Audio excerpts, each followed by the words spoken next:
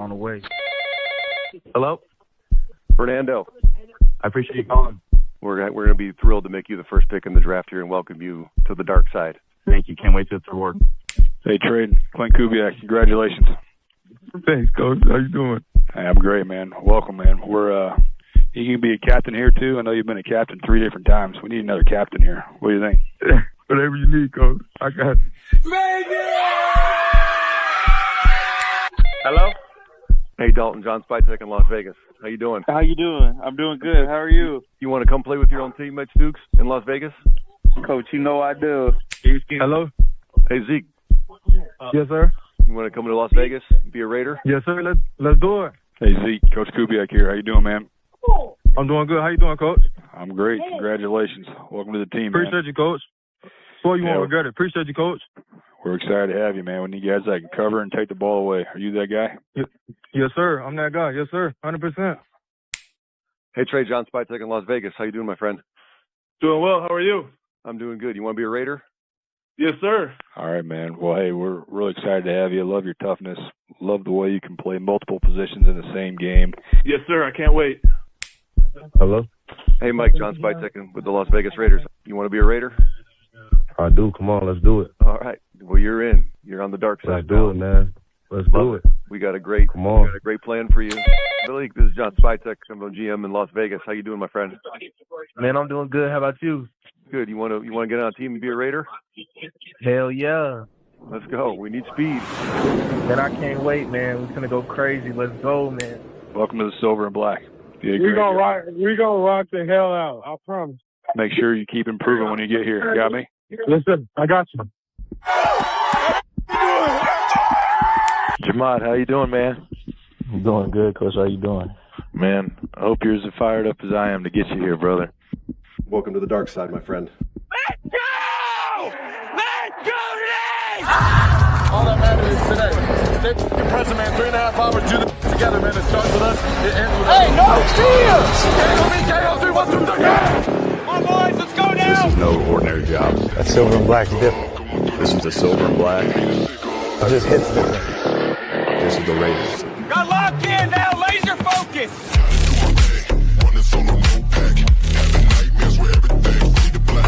Hey, this could get interesting.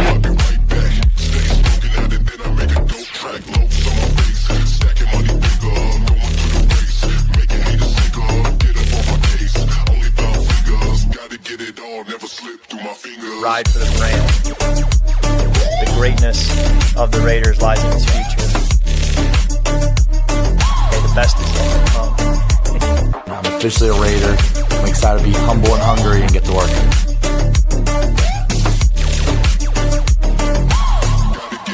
That's big boy football, right? You got boss. That's what you want to see right there.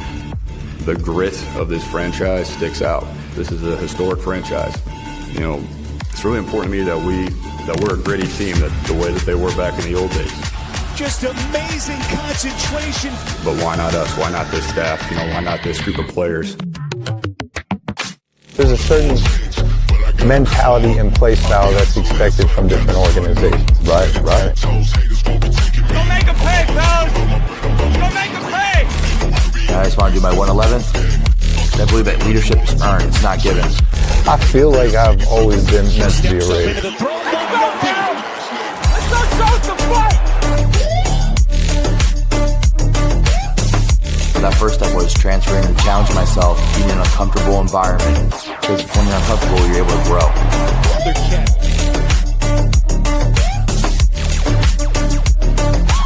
It's the motto of the Raiders. Once a Raider, always a Raider. That's what we're going to be about, winning. Everything we got! Thank you. God bless. Thank you guys for coming. Shift your perspective from looking at individual star power to focusing on depth, adaptabilities, and specific scheme fits. With 2 weeks until camp kicks off, here's how you should evaluate the up-and-coming weeks. Welcome to Bart. The Bay Boys are in your area. Pick-a-boo! The Bay Boys in your area. Don't nothing to stop. The Bart keeps rolling. I got a 2-year-old, so we got to get with the keeps rolling. You feel me? Let's get it going. What's good? Yes, good, you You with the Raider bad guy. I'm affectionately known now as the Raider bad guy. That is. When I'm doing my analytical and all that, I'm Black the quarterback. But when we chopping it up, now I'm the Raider bad guy. Make way for the bad guy, because there's a bad guy coming through. Yeah. 100%. But then with the bad comes the good. So we got the good Raider. We got no one in chat yet. So that was great because I didn't know you were gonna do that. So that's a good explanation because I didn't see that coming. So when they arrive, we gonna let them know. Now it's just good and bad. Boom. Yeah, now it's just good and bad. You gotta pay attention to the good and the bad. A lot of people just look for the good. That's why. You gotta see the horns, baby. What's good with it? Make sure y'all hit that like button as y'all come in, when y'all come in, because there's no one yet, so we're still good. We're still vibing. If you are coming in, we're gonna have a lot of announcements today, as y'all can see, because the other announcement is the Good Raider is also on Twitch now. So right now we are streaming on YouTube and Twitch at the same time. Hell yes, you can join. What up, Brooke? Yeah. Where you from? What Raider? What part of Raider Nation you from? Yes. Let us know. So check it out. So man, training camp is within a couple weeks, man. How many more days exactly? I think it's less than 2 weeks. It's less than 2 weeks. I'm not counting the days yet. I don't like to count down days until it get like 2 or 3 days before, and then it's time to get ready. Hey, Brooke, you better not be a troll because I'm gonna throw you out here so damn quick. Yeah. So you got 3. It looks like you got 3 beautiful girls, beautiful daughters. Silver and black. So camp is within a couple weeks. People are getting excited. I think one of the major things that people are excited about is the Mendoza Cousins quarterback competition, which I don't think there is a quarterback competition. There's media members trying to stir it up, and there's a lot of Raider fans that's taken the bait, and then that's why they get their feelings hurt when things don't happen the way they perceive. So we're talking about quarterback now, right? Especially for camp. So what you think about that? So here's the question. We might have a troll, but that's actually I'm watching. I'm fine with that. I'm watching. Yeah. Do you think the biggest news of training camp is going to be the quarterback position? No, I don't. That's a question. That's a legit question for Raider Nation. Like I think the national media wants to talk about that all the time, but Raider Nation, we're just like, no, that's not the biggest story going into camp. I mean, at least for me, because having Mendoza just solidifies the quarterback of the future. Now we just don't have to worry about that anymore. At least for the first. And I've said this, once you get that rookie quarterback, you don't have to think about that anymore for at least 4 or 5 years. And that's if the quarterback is bad, right? That's if he's bad, not even if he's good. If he's good, you're good for 10 to 12 years. But if he's bad,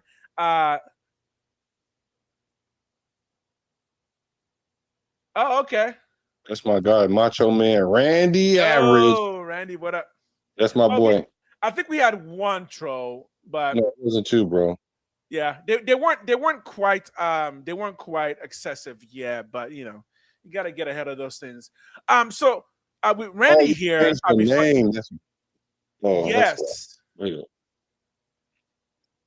So what's going on? No, he had changed his. I think he changed his name on the thing, so I couldn't recognize who he was. So he is Brooke. No, I don't know, but I just know he went back to. Well, for you, Randy, here's a question. Because I take it you're part of Raider Nation. No, he's a Steeler fan. So he's part of my up gang. He's a longtime member of. Yeah, because if it's a Steeler fan, they actually do have a quarterback problem in Steeler Nation. They ain't got one. They don't have a future quarterback, right? They've got Aaron Rodgers, who hopefully he doesn't break a leg and he's good, but they drafted somebody, didn't they, to try and get a future? But for Raider Nation showing up, is the QB position the most important question in training camp? Let us know, Black. What's your thought on that? I think that's the least position that we need to be focusing on. I think this is the reason why we're going to really talk about the show is what are some of the things we should be looking at instead of getting caught up in the big media media stories? Because let's start with that quarterback position. Like, people think that a lot of because you're saying that we don't have to worry about that for a few years. I would think the ones that's thinking will understand. Yes, we have our future quarterback. We've always been trying to troll around, look around, and see if we can get one, but we always were a little too high to get a high draft one, draft pick. and then one in the middle is too far away to grab one. So. So what we did was we kind of just milled around. We finally found ourselves in a position where we could do that. So we did that. And so now we know what we have going on in the future. We don't have to worry about the quarterback. Now the issue is now people are like, well, why don't we just put him in? Because we were the number one. He was the number one pick. Now if we were number two and picked him first, does that mean we don't start him? Because it just doesn't make sense. They're making a lot of noise. A lot of fans are making noise about him starting game one when the franchise clearly has said that we weren't going to start in game one. Right. And all signs point to that. But they still want to ask this question. But what if he plays like this in the preseason? Like, it's not going to matter, man, because they have a plan and they're not going to deviate from the plan. Yeah. Okay. Those are really good points. And let me try, since there's no one here to hit you back with a little pow, pow, pow. Let me try and be the voice of the other side here and say, I think part of the Mendoza Cousins conversation really does come down to the excitement that Raider Nation hasn't had since pre-Jamarcus Russell, right? People may think that Raiders run through quarterbacks like it's nobody's business, but no, we don't. We don't run through that many quarterbacks at all. It's just that we haven't been able to find a consistently good quarterback. When you're talking about the draft and quarterbacks, the teams that get the most drafted quarterbacks are like the New York teams. Like, compare the Raiders to the New York teams and how many quarterbacks they've drafted. In the past 6 years, how many quarterbacks of the New York teams drafted? At this point, we're talking primarily of the New York Jets, right? Who burned through first-round picks like it's nobody's business. You see, the thing is, the Raiders haven't had that opportunity because we've never had a chance to get a quarterback. But now that we do, I think a lot of fans are so excited to see this process started that the idea of waiting one more year or even like 6 more months is like, no, man, just put him in Mendoza right now because that hype is so high. We just want to see the ball rolling. But the other thing that we're not used to is just an organization with a plan. And that's the part that I think you're alluding to, is that, no, these guys actually have a plan. This is not some ridiculous, let's just throw something at the wall and see what happens. John Spytek and Clint Kubiak and Tom Brady and even Mark Davis have stated over and over again, there is a plan now. We're not just throwing something at the wall and seeing what sticks. We're going to follow a formula, and we're going to follow that formula to success. And part of that formula is not throwing your quarterback into a super complex offense. Because again, remember, part of King Kubiak's genius is his offensive playbook. If Mendoza is not ready to run that offense, it will hurt the Raiders in the long run. And I do believe that's what Clint Kubiak has been alluding to. Is like, this offense is going to be complex. We're trying to install an offense for the next 10 to 50 to 20 years, and that's going to take time. And the last thing you need for that is a rookie quarterback to really come in and kind of start messing those things up. So having Cousins there does help with that process. Yeah, plus, why would you throw your franchise quarterback out there with the risk of if something were to happen to him, right? Mm-hmm. That would set our franchise. That would set back our franchise again of like at least 2 or 3 years. I mean, because we already haven't been in that position already. Then we get in the position and then we put him out there. I mean, he really haven't had a real like full camp yet. Because because in a rookie year, you're doing so many things, you don't have time to really sit down, process, and get a system for yourself. That's why you watch your Kirk Cousins. That's why you watch I No got a point Connor, on that too. you can learn. So you can learn how to do those things and then learn how to develop yourself. You can't tell me that he's developed from Heisman quarterback to NFL starter that's better than a 15-year veteran. You know what I'm saying? And I'm not talking about a veteran who's not capable of starting, because usually the number one quarterback comes into a situation where the quarterback isn't that good. That's why they went and got a quarterback, because the one that they have aren't that good. They're not starting. They don't want to put the franchise on their back. So Cousins is, and I did. If you still have more thoughts, I'll let you go after this one quick point, and I have another point to make. I did watch some videos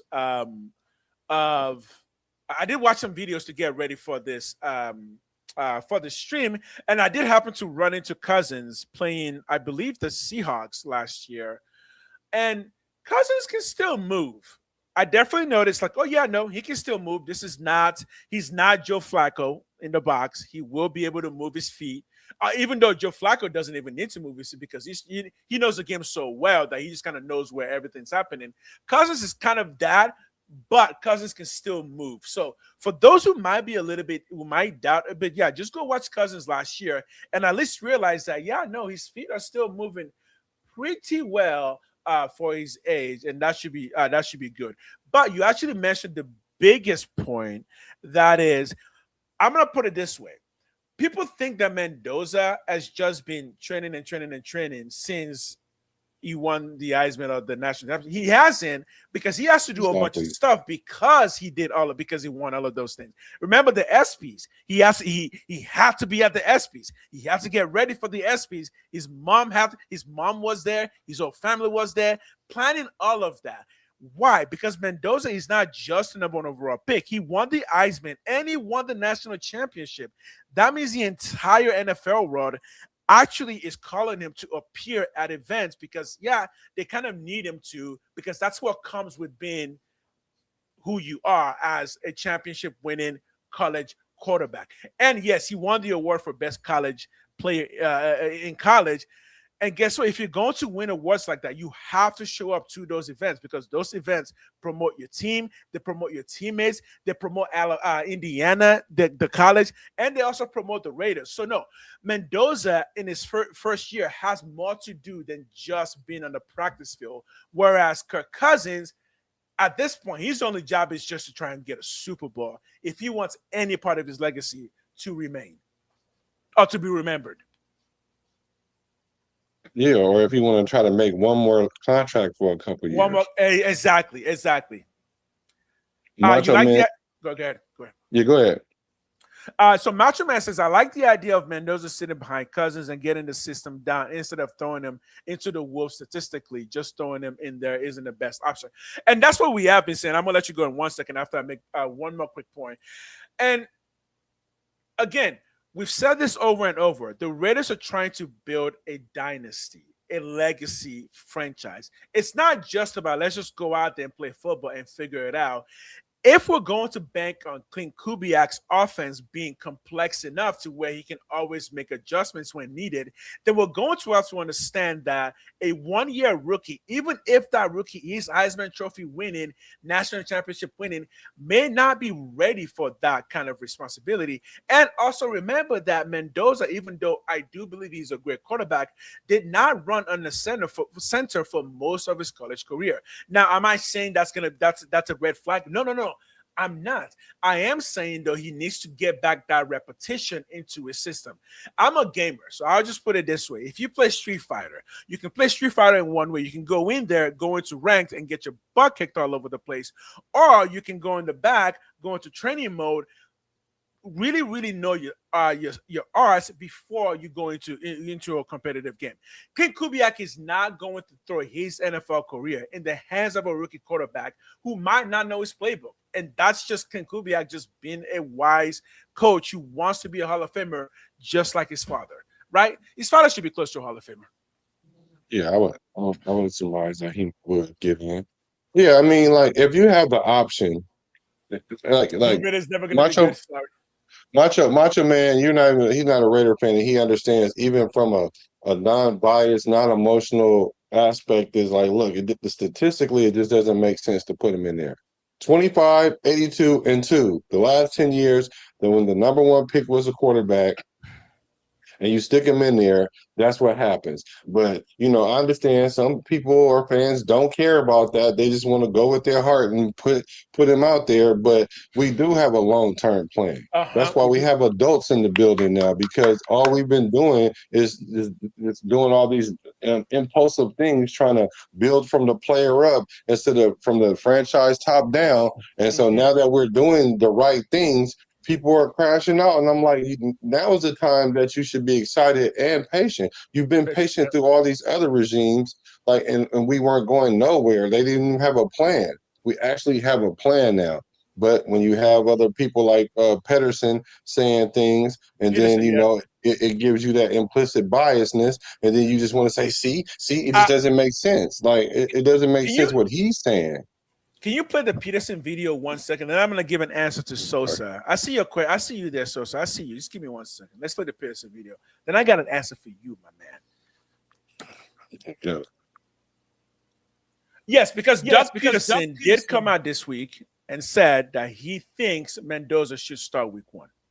Let's get this guy out there week 1. Let's start having our growing pains week 1. Let's not prolong it into October, November, or later in the season when maybe the season's over. I think it's very beneficial. I remember having a conversation with Coach McDermott when he drafted Josh Allen, and he called me and he says, Doug, what do you think? Well, how did you handle Carson Wentz? And I said, if you think that Josh Allen is your guy, you need to get him out there week 1, and he did that. There were a lot of growing pains in that first year, and they weathered that storm, and now look where Buffalo is. Kirk Cousins is a solid number 2 that you can rely on, and I think he's a great mentor for Fernando. So I think this is a win-win, I think, at quarterback, for the Raiders.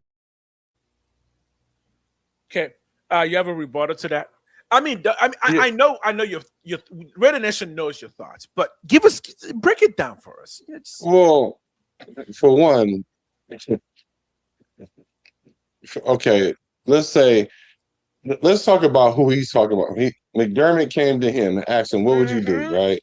First of all, McDermott ain't with your boy no more, with Josh Allen no more. So he wasn't able to get it done for whatever reason, right? So he's not even with McDermott. McDermott ain't even with him no more. Okay, let's talk about your boy Peterson Peterson. Carson Wentz. Yeah, what we talking about Carson Wentz? Exactly. He didn't have too good a career. Matter of fact, he went from being all the way up here to where he's struggling to be a backup right now. Like, he never got back on track. His career got derailed. He got injured. And the only reason why Peterson is even relevant is because Nick Foles, which the GM brought in week 14, saved his legacy. Because had not Peterson got that Super Bowl, we wouldn't even be talking about him. Matter of fact, we don't even talk about him outside of the Philly, whatever that call was, the Philly special or whatever. We don't even talk about him outside of that. Now, what did he do after he left there? Because they was going up and down. Carson Wentz kept getting hurt. They eventually traded Carson Wentz, and they got rid of Peterson. So where did he go? To Jacksonville. Where'd they give him a fresh quarterback out the box? Who'd they give him? Trevor Lawrence. He couldn't manage Trevor Lawrence either. Right. They got him out of there quick. And now you see where Trevor Lawrence is developing into a top-tier quarterback. I mean, he got honorable mention this year, but his numbers was top 10 for sure. But they want to see him do it for multiple seasons because he's been going on that roller coaster that Peterson was just talking about. And that roller coaster that McDermott was going on, listen to Peterson, got you kicked out just like Peterson got kicked out. Right. Okay. Wow. Okay, that was good. You should have put yourself in the big screen for that. That was great. Okay, so let me hit with a few counters. Our regulars are not here yet to give you a rebuttal. So you guys can give you a rebuttal on screen. If there is to be a rebuttal, it is this. That, the growing pains is precisely what he's talking about. Josh Allen did not have a good first year, but hey, he's good now. Trevor Lawrence did not have a good first couple of years, but hey, he's good now. That's the growing pains, right? That's the concept that there's people who want Mendoza to start. That's what they're hinting at. Like, look, he won't be good his first year, but again, why not just throw him in just to get those things over with? and I'm going to have a rebuttal to that. That is this. People keep thinking the entire focus of Las Vegas Raiders is to make sure to put all of the attention on Mendoza. And we're telling you that no, our team has been bad for so long. We're trying to build the entire team. There's a reason why everyone in the Raiders offense and defense are generally around 25 and 26 years old, and everyone has a 3-year contract. This is not just a can we get a Mendoza Hall of Fame quarterback? This is a can we build a team? And building a team, I feel like begins with something more than just start your rookie quarterback week 1 when you have a veteran who's ready to go with a bunch of other players who need to learn the playbook. It's not just that Mendoza needs to learn the playbook. It's that everyone on that offense needs to learn the playbook. And it just so happens that the person that knows the playbook the most is Kirk Cousins. So if you have a quarterback who already knows the playbook the most, it makes more sense to have him run the playbook while everybody else who, again, are young and are going to be looking for a contract while they learn while they learn the playbook. I think that idea makes more sense logically than just throw Mendoza out there. Here's an excellent comment by my boy Macho Man Randy Average.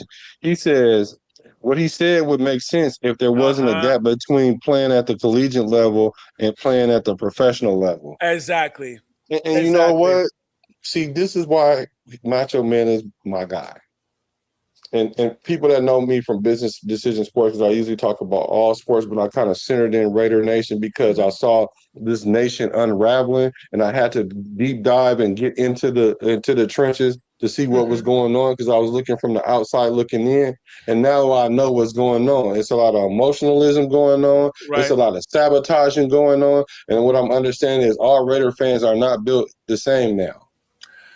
And I hate to, and that's a whole nother conversation. But to keep it on track though, like Macho Man said, if there wasn't no gap in between there, and if it wasn't no gap quarterback, we got a gap quarterback. We went and got a gap quarterback. That's something that's not normally done. Usually, when the quarterback comes in, there's a backup that's like a third string that's overachieving that second string, or maybe he's just a second string that might can win you a couple games, but you don't want to put him as the franchise, or you don't think he's going to make it through the whole year. There's a reality to that, because if those guys weren't like that, they wouldn't be backups. They'll be starters somewhere.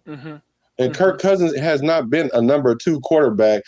Even when they tried to make him a number 2 quarterback behind Penix, you saw what happened. They put Penix in there. He played good a little bit, got hurt like normal because he's injury prone. Then they put Cousins in there. Cousins come and win the last 4 games. We didn't win 4 games all last year. He won 4 games in a row. But we question how good he is. I question how good you watch football, because I mean, like, you think that, oh, he's old now. Like he was 1 year removed from his injury. He just now getting his footing back. Like this is usually play a year off this injury. And I'm pretty sure if Aaron Rodgers, old butt, can run around there and evade taking the big hits because he's a KG vet, he knows the timing in his head, he knows how to play ball. You cannot look at the empirical facts of how he even played as recent as last year. Like you said, you looked at the film, you've seen it. The only thing that could happen is if Kirk Cousins hits a wall between here and training camp or here in the first game of the season. If he doesn't hit a wall, then there's no way that Mendoza is going to start. And I've seen that a mile away, especially with the offense that we're trying to run, especially with all the new pieces that we have. And to your point, yes, we're trying to build a team. This is not the Las Vegas Mendozas. Like, what are we talking about? That's it. And I think it's this idea. It is the idea of the savior, in that, especially in sports, fans love the savior idea, especially if your franchise has been struggling. But we do got to remind people, football has 11 people on all sides of the game. Offense is 11, defense is 11, and those 11 are completely different 11s, right? They're not, those are different 11s. So if you think that Mendoza coming in will just save the day, it's like, well, no, actually, let's not F this guy's career up when the team itself isn't even ready for him. right? Again, how many new players have the Raiders signed this year? We've signed so many new players. We don't even know who works well together. We might get to week 1 and just start finding players punching each other in the face. I don't think that's going to happen, but you get the idea. Right. I mean, even N'Kobe Dean and Quay Walker that I love, they haven't played together since Georgia. I think if we're considering the fact that NFL players want to use their brains and understand that they're trying to accomplish a mission, which is to win the Super Bowl, that even they're not going to try to rush in a rookie quarterback until they can be sure that that is the only option, especially when a much respected quarterback is in the building, right? Now that I think about it, go ahead. Now that I think about it, he should sit the whole year dang near. Because Captain, I guarantee you're afraid of us. I guarantee you're afraid of Captain Stiff Stocks. I'll let him finish, and I'm gonna put the fear of God in you. If you're not afraid, you will be. You can finish though. Yeah, it just doesn't make sense to really put him out there because not only do we have a new offense, we have a new defense. Like, I can see really him sitting for the full year. Now, me personally, I think he could come in at some point at the end of the year. Like, but that's barring an injury. Like, I'll let Kirk Cousins go out there and ball out till he fall out. That's it. Don't put the pressure on. Don't put the pressure on. And the thing about it is when they say the best player gonna play, they all know what that means. Like, we don't know what it means for some reason, but the best player is obviously Kirk Cousins. They're not even close to each other. But I don't know. Even if Kirk Cousins, even if Mendoza was to play at a high level, right? That just means that means he's getting it. That doesn't mean he's ready. That means he's getting it. Like you said, let's get the team ready for him first. Because there is a difference between understanding the playbook and knowing the playbook in depth. In depth meaning, that's just the difference between an amateur and a professional, right? By the way, till week 1 of the NFL, again, Mendoza's not even an NFL footballer yet. Just so you don't know, he's not considered a professional till week 1. He hasn't played a game yet. And putting that against a 14-year vet who already has a very good knowledge of this is great. But Captain Stiff Stocks, I'm going to need you to sit down for a second because I don't know what you mean by we have no wide receivers. By the way, when people say you have no wide receivers, do people literally think that every team just starts their NFL career with a good wide receiver? Wide receivers have to become good. So when you tell a team they have no good wide receivers, you're just saying you didn't have a 1,000-yard wide receiver last year. Oh, okay. CeeDee Lamb had to gain 1,000 yards before he became CeeDee Lamb, didn't he? Oh, no. We've got wide receivers. You're just saying that we didn't go out and buy one that was already made. Well, guess what? We don't need to buy somebody in every single position. So I would say, no, look again. There are receivers there. You may not like the receivers there because you prefer the $80 million guy who's already well established. But hey, guess what? The $80 million guy worked his ass off to become $80 million. Yeah, you're telling me that Trey Tucker can't do that? Oh, yeah, you can. You telling me that Malik Benson can't do that? Oh, yeah, you can. Will they do that? That's up to them. But when you say we have no receiver, just understand that what you're saying is we didn't go out and buy a receiver. And no, we did not do that. But don't say we don't have a receiver. We got plenty of those. And nobody's afraid of them. Okay. Again, there's a reason we play the game. Nobody's afraid of us? Sure. Week 1 hasn't started yet. But we got the coach, didn't we? We got the QB. We got the O-line. You don't have to be afraid. We will make you afraid. So that's what I got to say to that. Thanks for coming in, though, Captain Stiff Stocks. I love that name. But no, on the real point, that is a point to mention, this idea that you don't have this, you don't have that. You mean we don't have that yet. That's why coaching exists. That's why players go from rookies to Pro Bowl level to Hall of Fame level. Everybody gets there. So that's all I got on that one. Yo, Frank Weber, welcome in. You don't even remember Jim Plunkett in New England. Oh, Rich Gannon where was Rich Gannon before us? Broncos or Vikings? Rich Gannon played for I wouldn't say Kansas City. I was about to say the Chiefs, but yeah, no, he played some for Kansas City. Yeah, but I was trying to remember if he played there right before the Raiders. I think he played with a team after Kansas City before. I'll find out.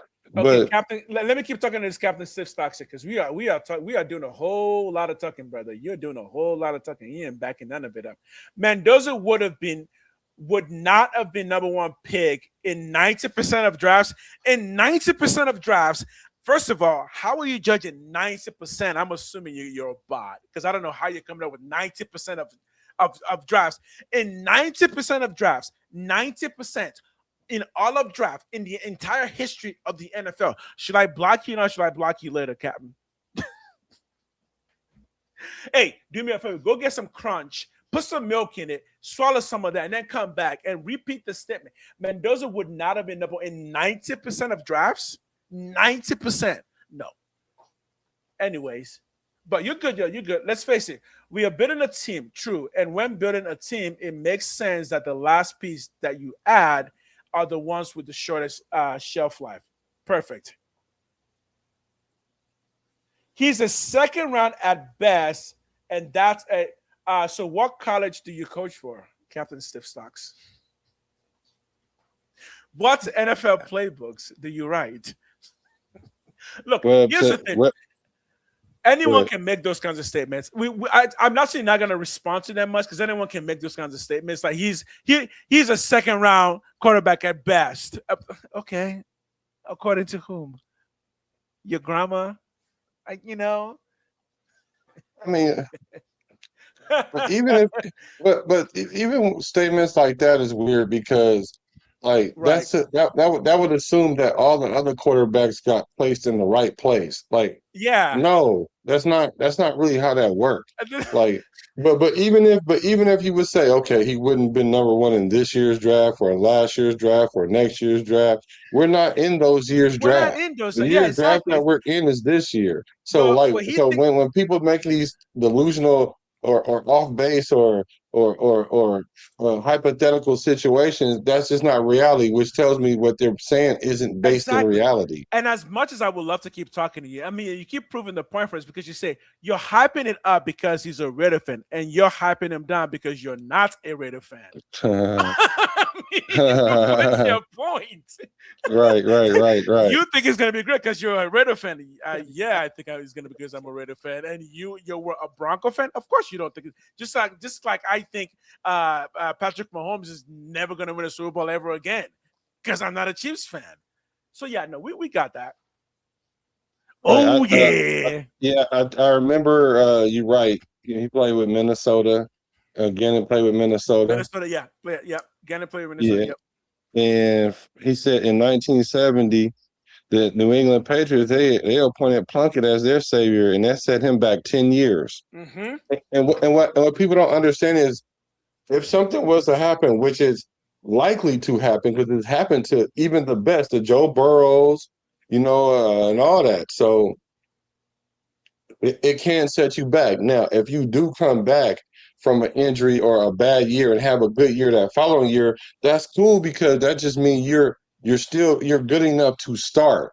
But you're either equal with the NFL or behind the learning curve. Now, what happened those other years, subsequent years? Do you go up and down, up and down? Now you fighting injury. That's how your confidence is going to go. Why do that when you can have him sit, have him learn? He feel like he's mentally prepared. You stick him out there. No, that doesn't mean he's going to win 10 games, but he go in there and win 6 games. He understands, oh, that's my floor. That's not my ceiling. Versus if I stick him in game 1 and then we win 4 games or something, 5 games. And if you win 6 games or 7 games, you're like, oh my God, the second year. Then you're like, oh gosh, that was hard or whatever.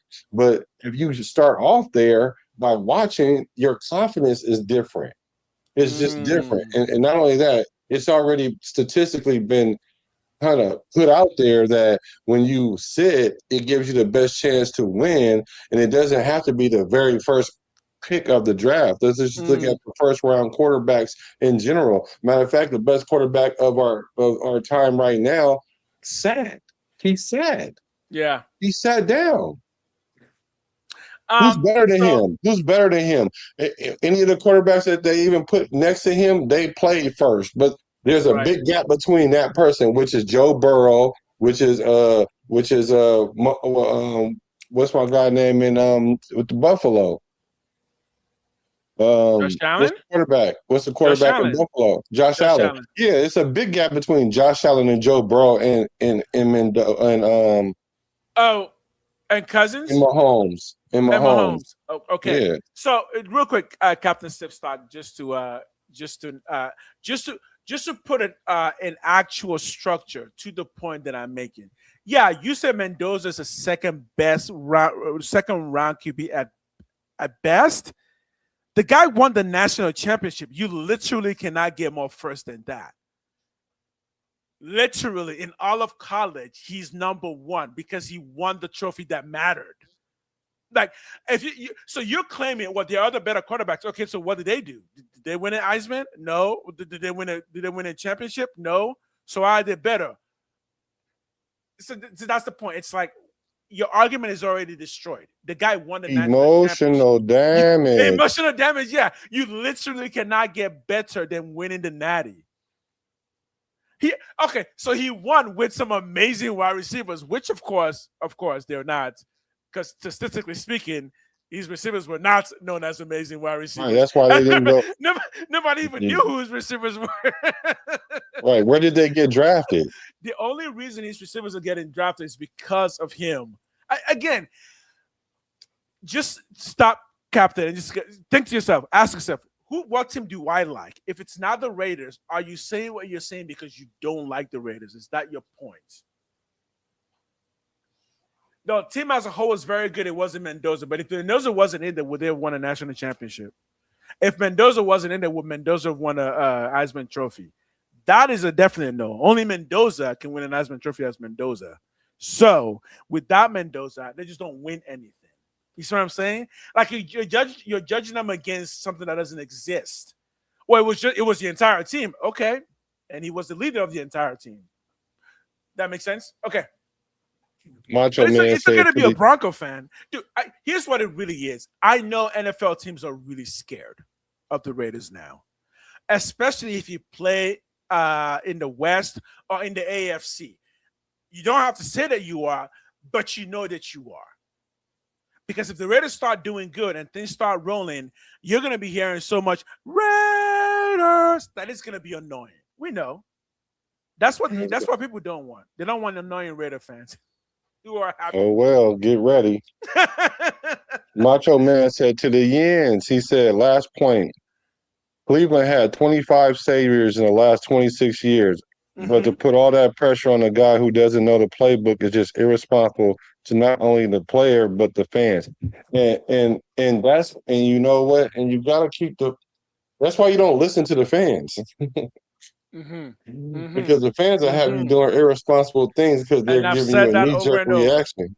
Mm-hmm. Yeah, because they're not basing it on a plan. Facts. They're basing it on emotion in that particular moment. It's not even like they've thought about it. It's just that particular moment, right? Like right now, you come into chat and you're in that particular moment where you say something like Mendoza's not as good as 90% of quarterbacks draft. It's like 90% of what? You're throwing out random numbers because you don't want Mendoza to have to be good. In your mind, you need him to be bad. So you're just going to throw out random numbers. And then when we bring up, well, he won this. Well, he didn't do it by himself. Well, he won that. Well, he had help, okay? Football is a team sport.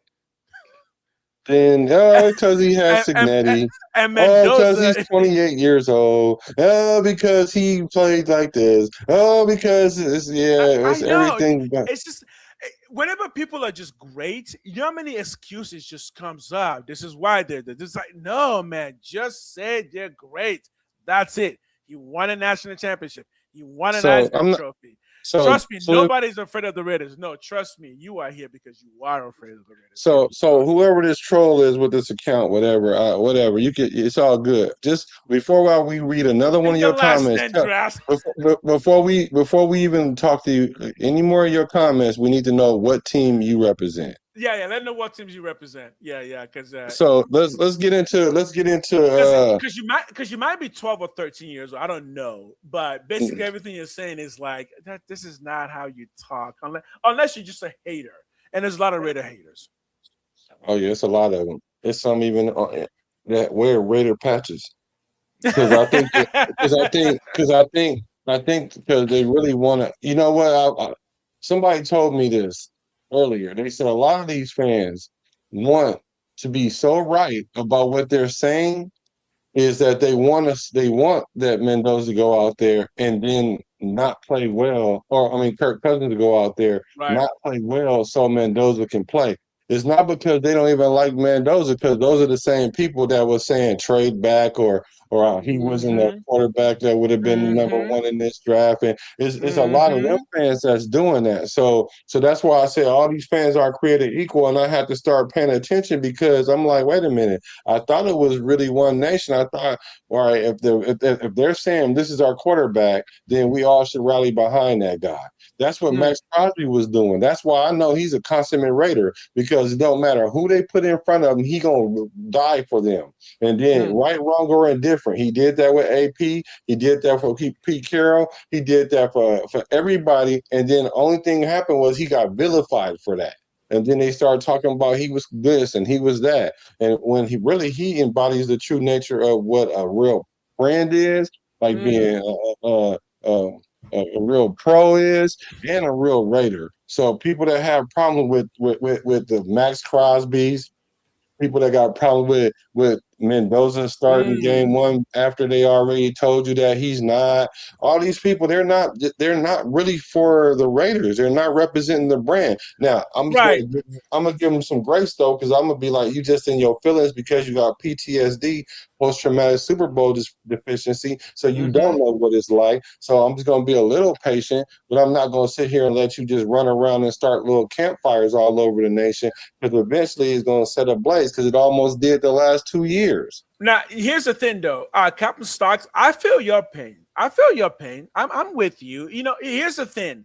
We took your quarterback away from you, and we got him to admit that your entire legacy was built on a botched play that you didn't deserve. So, no, I know you want the Raiders to be bad, because if the Raiders were not bad, that means that Tom Brady really is the greatest football mind in the history of the NFL, and you guys let him go for pennies. I feel your pain. But to more directly answer your question, though, so Drake May is your quarterback, and I'm going to assume that you think that Drake May is, in fact, a better quarterback than Mendoza, right? Because Drake May did start year one. So, question, if you were drafting Mendoza or Drake May, what is the one reason you will have drafted Drake May over Mendoza? And please give me an actual answer and not because Drake May is good. All right. Mendoza, massive. Ooh, whoa. Let me play with my brother. Give me just a little 2 more minutes. Let me just play with this brother. Massive weakness in pocket movement. Massive weakness for a guy who led the college in yards, or at least maybe it didn't lead top 5 in yards and touchdown. Massive. Okay. Please look up the definition of the word massive, because I think you're using that way incorrectly in that particular statement. Sorry, bud. Okay, let's shut him down. He's not quick. Marcus Allen thinks Mendoza is being praised too high. He won the national championship. I'm sorry. Who else are we gonna praise? Marcus Allen also said we have a wide receiver one also, which is Trey Tucker. Will you gonna does the same apply? You obviously buy that too. Yeah, I do.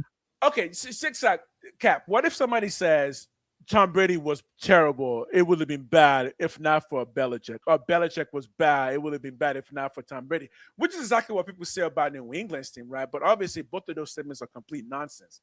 Come on, Stocks. Come on, man. Get out of here with that. No more nonsense. He's not quick. I don't know what that means. Who, Drake May? I know. I think he's talking about Mendoza. Oh.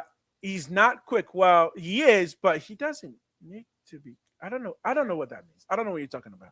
Okay, let's move on. So training camp, though, because, obviously, like we just spent a lot of time even just talking about that, which is really a non-issue because Mendoza's not starting game one. I don't care if he throws 6 touchdowns for 500 yards, no interceptions in preseason. I mean, at that point, you might get me to stop and be like, "Oh, you throw 6 touchdowns in the preseason."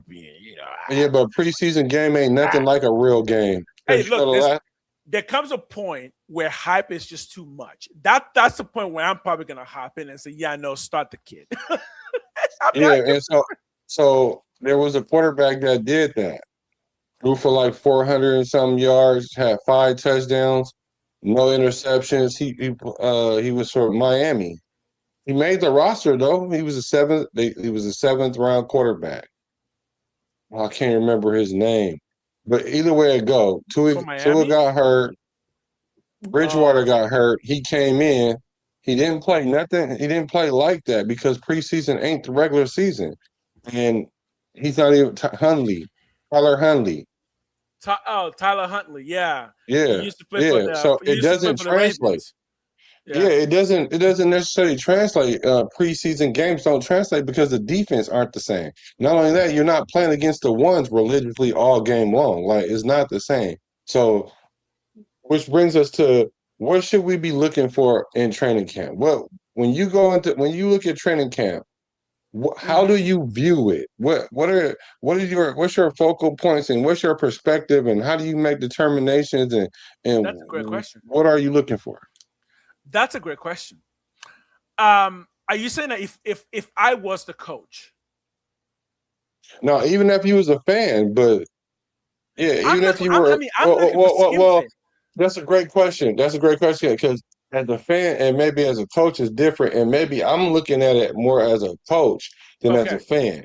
Okay, so that's a great question. Yeah, I'm looking at it as a coach. Well, as a coach, I'm looking for scheme fit. Because if you, we're gonna, it's still early. Oh, still plenty of time. Because we're gonna talk about defense after this segment. We're gonna talk about defense and what I think the Raiders are gonna do now. Because I've been looking at some Seattle defense for the last year, and I'm realizing more to some crazy degrees. I'm gonna show you some facts that you're gonna be like, "Whoa, shit, I didn't know that." But yeah, I think scheme fit is generally what training camp is for. Who's going to fit what we're trying to do the best?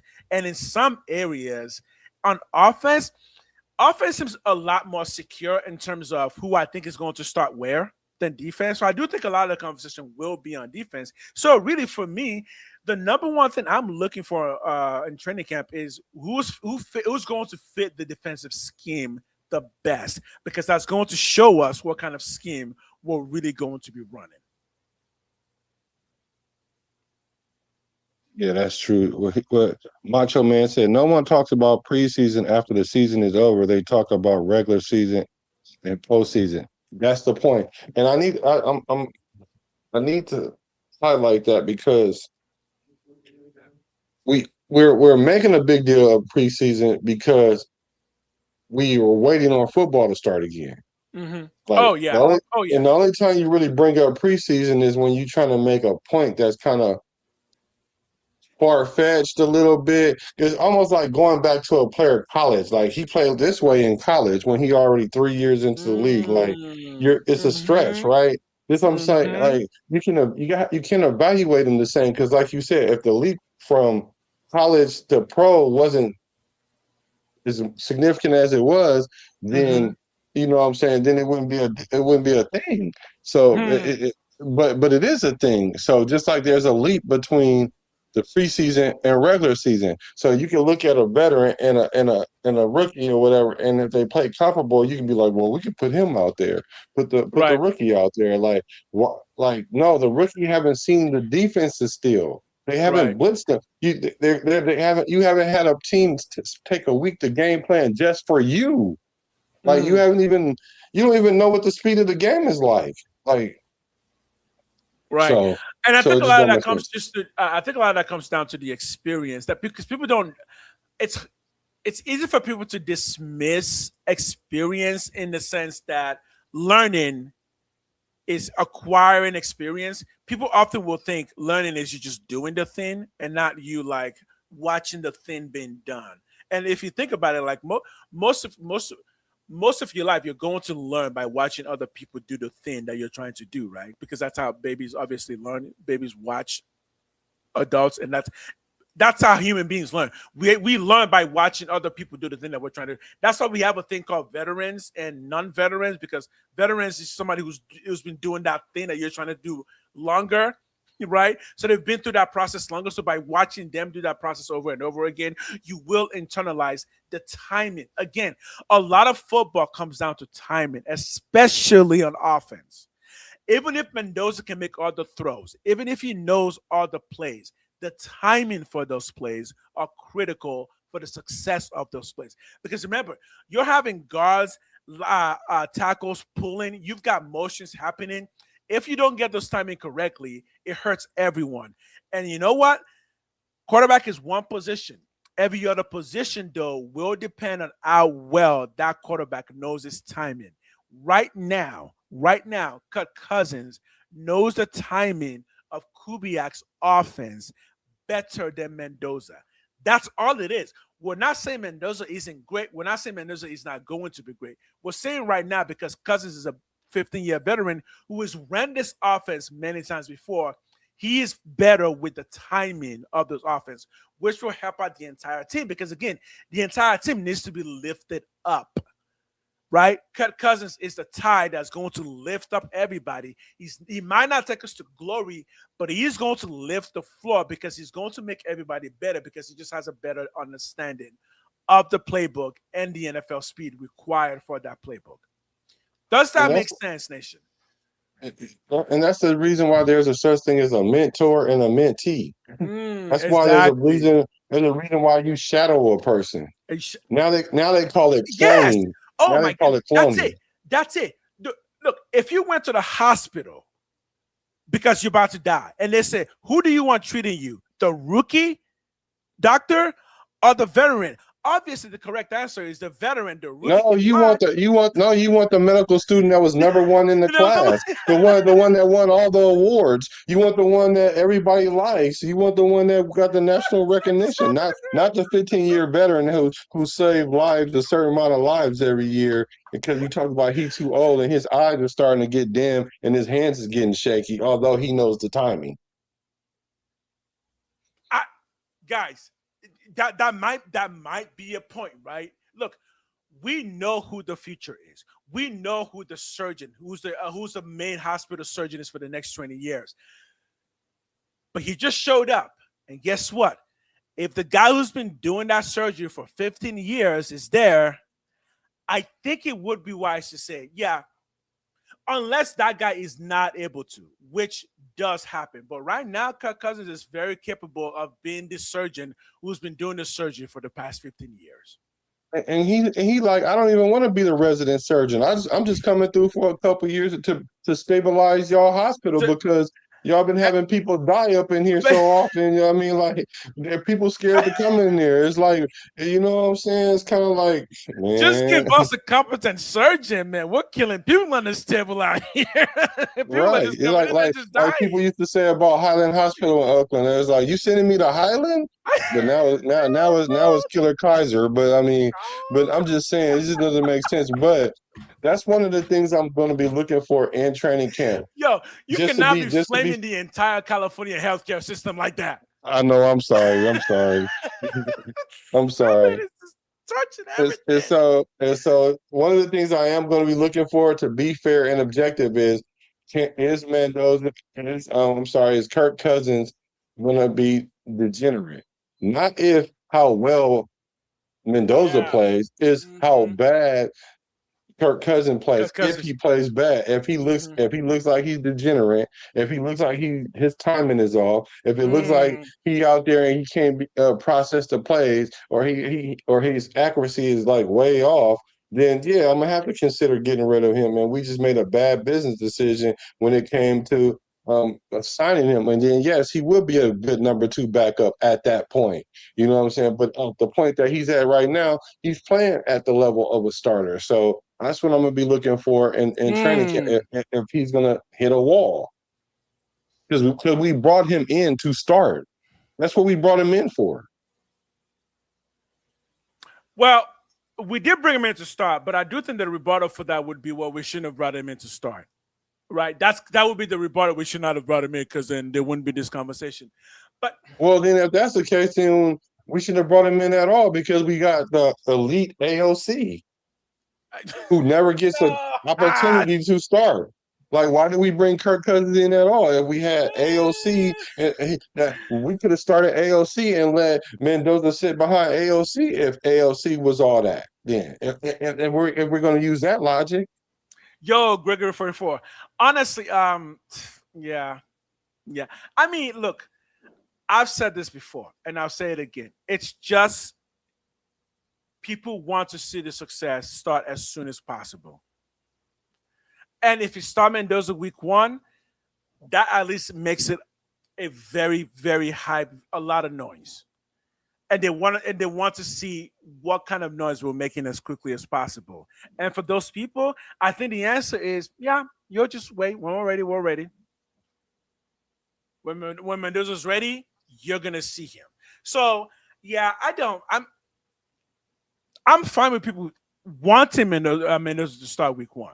I'm fine with that because if he does start week 1, that means that one, Cousins wasn't ready. Because I think the other point is this: for those who are Cousins fans, is the fear that if Mendoza starts, that actually means that Cousins is washed, that he's done. Because that is a question now with Cousins, right? If Mendoza starts, the moment Mendoza gets in that game, we are understanding, Cousins, that your career is done. Right? Well, because if Mendoza goes in week 6, would you, if you were Cardinals, for example, would you try Cousins again next year? If Mendoza's in the game by week 6, would you trade for him? Why is he in the game by week 6? Because he got hurt or performance? Exactly. And I think if he's there because of performance, then that's different. If he gets injured and come back in 2 or 3 weeks, I'm sticking him back out there. No, I'm saying if he's gone after week 6, no matter what the reason, if Cousins is done after week 6, Mendoza's starting, would you start Cousins again next year on another team if you were the coach of that team? Yes. You would. On another team? I would not. On another team? I would not. No. I would let him compete for a starting position. Yeah, for me, I mean, you can't just give him the job because he's who he is. I mean, no different than coming here. We're not just giving him the job. He's the better person. He's the one that got a resume, an NFL resume, not a college resume. So I mean, it's not like we're just inheriting him the job, nepotism, as I heard somebody call it, which used it wrong, but he knew that. He just wanted to make that emotional connection. But like, we're not going to just give the job to Mendoza. We're not just giving it to anybody. We're giving it to the most capable person at the time. Right. And the most capable person is Cousins. Now, if Cousins come in here and he looks incapable of leading, then he's incapable of starting. And he even said himself, hey, if I go out there looking bad, I'm just going to retire because I'm not trying to get hurt like that. He understands what's at risk here. And if he feels like he can play somewhere else the next year and compete like Gardner Minshew has to do in Arizona, then yeah. I would. Here's what I'm saying. If I can finally put it in a tight little knot, if for some reason Mendoza loses the job in week 6, it's going to tell me it's going to tell me Cousins is done. As a coach, that's what it tells me. If what? You're already 38. You're 38. And again, I've said this before. It's not like Cousins is a Super Bowl winning quarterback. He's not. For those guys, we give them a little bit extra time. Brett Favre can play in his 40. Aaron Rodgers can do that because those are because they won a Super Bowl?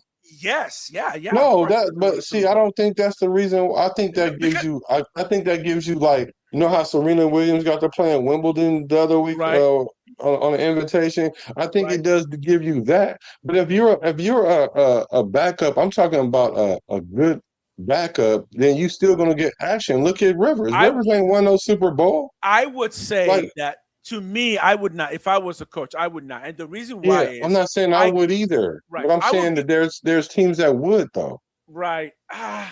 But the teams that would are the Raiders. The team that have no one. Those are the teams that would do that. Those are the teams that would do that. The Raiders wouldn't do that now. And not only that, anytime a player goes to the Raiders and they have a bad year, that's almost like a mulligan year almost, because I know that the franchise is so jacked up that if you play at a certain level, like Geno Smith. Like he almost out the league because he came here. Now, had he went somewhere else and had a medium yogurt year, like he was coming off of a 4,000-yard season, I think. And if he would have came and played somewhere close, 38, 37, 50, somewhere in there, and wasn't looking as bad as he looked here, then he would be looked at different because of the level he was playing at. But he came here. Yeah, but listen, after Geno Smith came here, who else was going to draft? Who else was going to pick him up except for the Jets? No other team would pick him up. Jets, the Cardinals? No, come on. He's better than Sam Darnold coming out of. That's not what I'm saying. That's not what I'm saying. What you're saying is, hold on. Let me see if I'm not getting what you're saying. You're saying after he left Seattle, the only other type of team that would have signed him was the Raiders and the Jets. That's what you're saying. Exactly. And I'm saying a quarterback coming off of 4,000 yards. You telling me that they're the only two teams in the NFL that would kick the tires on that? But because they're the only two teams that have kicked the tires on that. Other teams don't kick the tires on that. Sam Darnold is in his 20s. Other teams, what do you mean? Minnesota's trying to kick the tires on Kyler Murray? Kyler Murray, because they need to. Because Kyler Murray is like 27 years old. So is Kyler Murray better? So you would go with Kyler Murray before you would go with Geno Smith? Yes, I would go with Kyler Murray over Geno Smith. I wouldn't at all. Kyler Murray haven't proven nothing in this league. But he still has age. At some point, but he hasn't proven nothing. He's got more time to not prove it. But at some point, your body just can't do it, and that's my point. If Kirk Cousins cannot finish the season, it tells the NFL that his body can't do it anymore. But that's not age. That's not age reliant. Look. That's not age reliant. For me, all I'm saying is for me, it would be. For me as a coach in the NFL right now, this to me is Kirk Cousins' last year. Now you're right. Somebody did bring or Geno Smith. Who are we talking about? Kirk Cousins last year. This is his last year to prove himself. Now you're right. Somebody did bring in what's his name, Philip Rivers, right? But the Colts didn't bring in Philip Rivers because they really thought they were going to win a Super Bowl with a 43-year-old Philip Rivers. No, we wasn't talking about a team that wanted to win a Super Bowl. We were talking about who would give him a starting position. He could start in Miami right now. Who? Philip Rivers? No, Kirk Cousins can start in Miami right now. Miami don't even have no quarterback. Yeah, he can start in Atlanta again. Because he Miami can start in Atlanta. Okay, first, because Miami are the Raiders. Miami are the Raider team that would have to. Kirk Cousins can start in Atlanta right now. He wanted to stay, but he didn't want to stay there because the way they did him. He'll win 4 games though. Wow, when he played like 7 games, he won 4 of them. I know. Or he played 5 games and won. He played like 7 games, 8 games, and won 5 of them. If he played a whole season, and the reason why he played, the only reason why he played 8 games wasn't because he was injured. It was because he was on the bench. That's my point, though. I'm just going based on what I've seen. Last year, he played 8 games because he was on the bench. This year, it comes down to how well do you do? And I'm saying if he's out of this, if he's out of the game after week 6, that tells the NFL Kirk Cousins is washed. Out of the game for what, though? Out of the game for what? It doesn't matter what it is, because if it's injury, they're gonna say it's age. If it's skill, they're gonna say it's age and it's getting old. It wouldn't matter. If it's injury, it's just injury. If it's injury, it's injury. It don't matter how old you are. It don't matter. Yeah, well, no, well, then you have to. Okay, so how old is Gardner Minshew? Besides garbage? No, how old is he though? I know what you said. I think Gardner Minshew's just ballpark. I think it's like 32. I think it's 32. So let's just say, me too. I think he's about 32. Well, you can say the same thing about him. He blew his knee out right at 32, right? You could have said that about Kirk Cousins like 2 seasons ago. Okay, but here's the explanation. With Gardner Minshew, I would not bring him in to be a starter because he's not good. Kirk Cousins is good, so I would bring him in to be a starter. But if Kirk Cousins 2 years in a row shows that he can't go more than 8 games, no matter what the reason is, I think his career is done.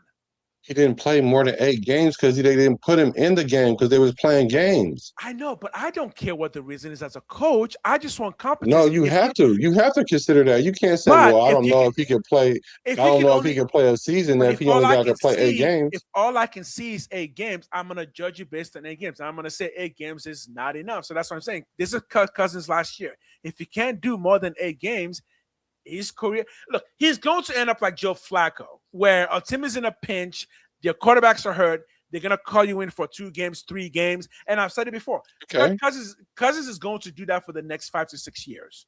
Okay. This is his last chance to prove that he can be trusted with the starting team to try and get even to the when playoffs. even when he was playing at a high level, they wasn't trusting him with a team like that. Well, they was trying to in Atlanta, but they played games. Like that's been the storybook. That's been the storybook of his whole. He can start in Arizona if he wanted to, right? Macho Man just said he can start in Arizona. Do you think Kirk Cousins can start in Arizona right now if you wanted to? Of course he can. Would you start him in Arizona if you were the coach? Of course. Okay, why though? Because he's better than both them quarterbacks on the roster combined. Okay, the only thing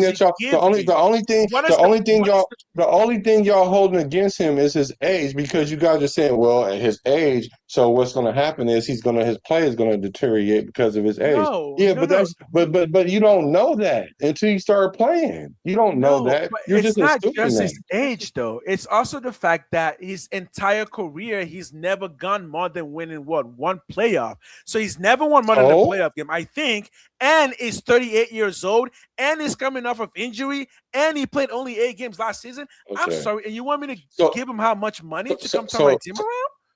I'm not. Now we talking about contracts that ain't even. There is no contract. We don't know how much he's gonna sign for. But all I'm saying is this. I know that you don't sit there and say, well, we need a quarterback. Well, how many playoff games did he win? Especially if we don't have no quarterback. We ain't gonna be like, no, let's pass on him because he ain't win no playoff games. Or we're gonna pass on him.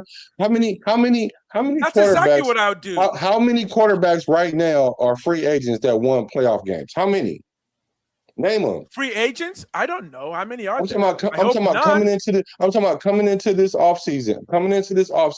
How many quarterbacks that were free agents that won playoff games? How many? I think it was just Kirk Cousins. So y'all talking about so you talking about, well, I wouldn't get him because he didn't. There is nothing better. There's nothing better. No. I'm saying this is his last chance. There's nothing else after this. What other chance would they give you? The same chance they just gave Gardner Minshew to start in Arizona.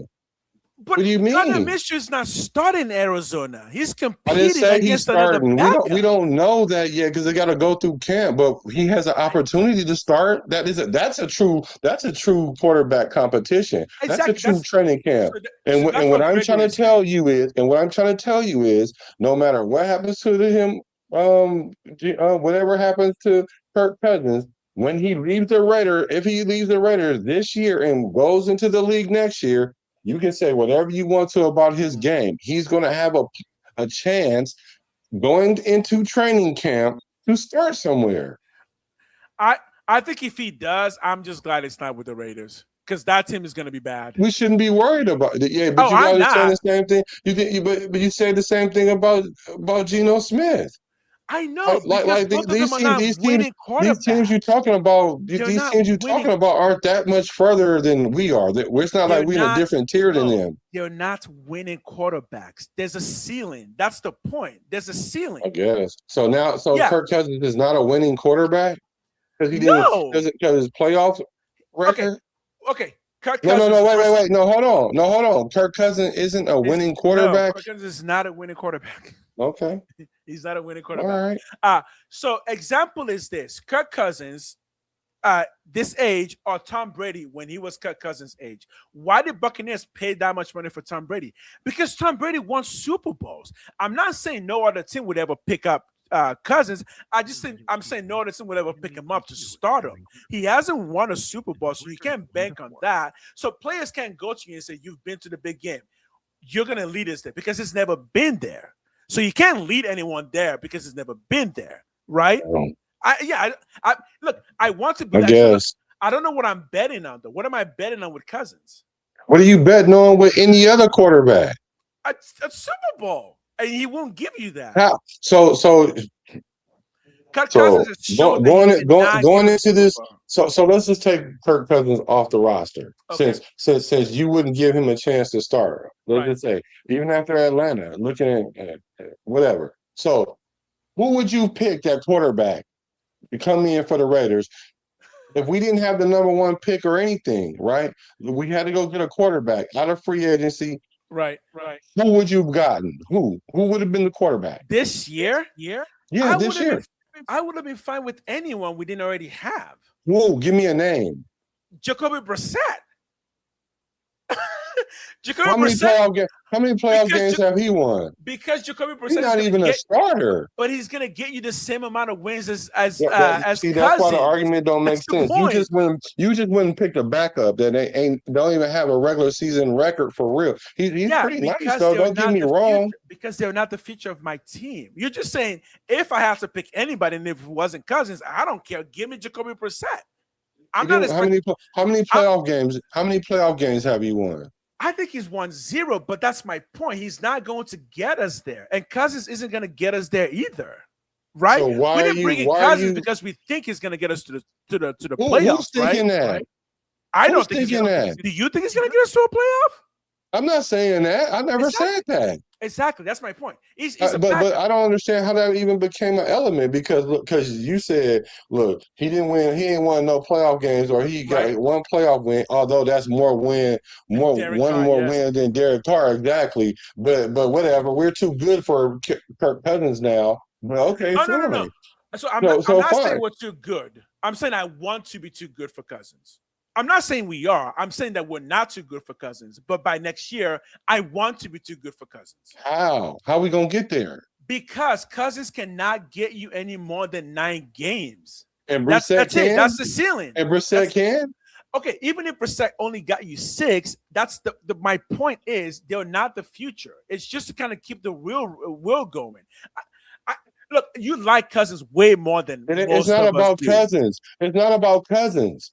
I'm listening to what you're saying. It ain't about what I'm thinking. It's about what you're saying. You're saying, hey, I wouldn't get Cousins because Cousins won't do this. He can't do that. He won't do this. And I said, okay, who would you go get? The same person you picked can't do neither one of them things except for this person haven't even done them on the level as this person.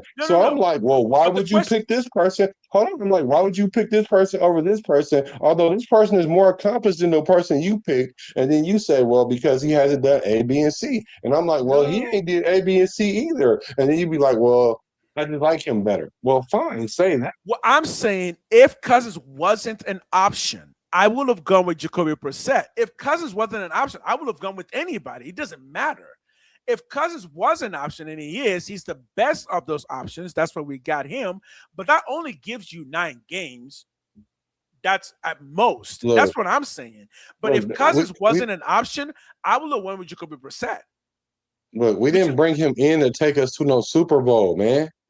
We never brought Cousins in to bring us to no Super Bowl. Because it's a backup. We brought him in. We didn't bring him in to be a backup. We brought him in to buy enough time till Mendoza get ready so we can start our franchise quarterback. Now, yes, that's what we're all saying. That's like 9 games at most.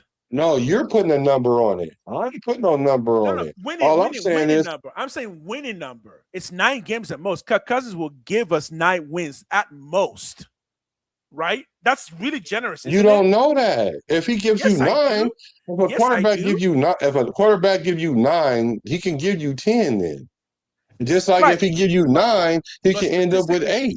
But statistically speaking, Cousins averages about 9 wins a year. He's been doing that for the past 10 years. How many games a year have Derek Carr averaged, bro? Derek Carr. I'm just asking. I'm just asking now.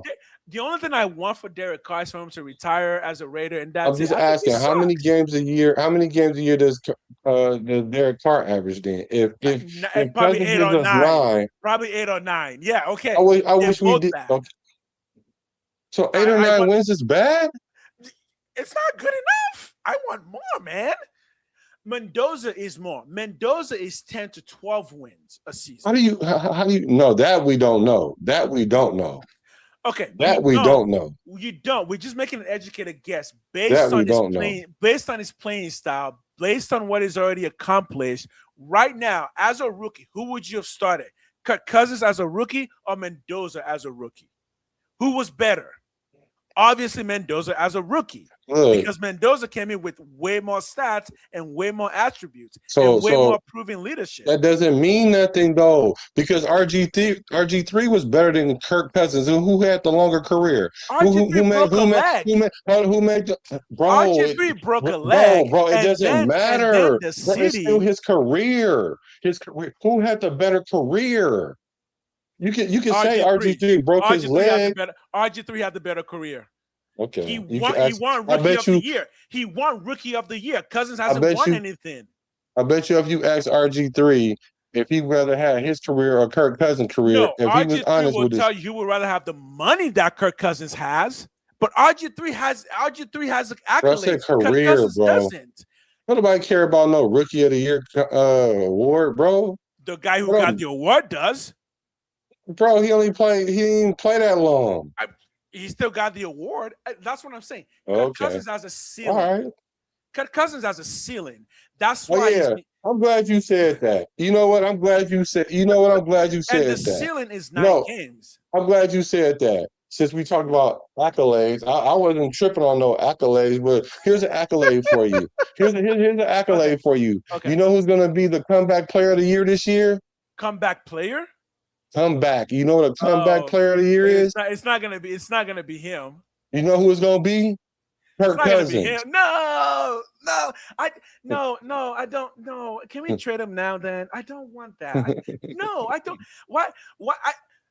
If the only way this season matters to me in terms of Kirk Cousins, if he somehow gets into the playoffs, that's it. Otherwise, I don't care. Kirk Cousins has his money. He has his career. If we traded him right now, I would still be happy. We can trade him for Jacoby Brissett, and I would still be happy.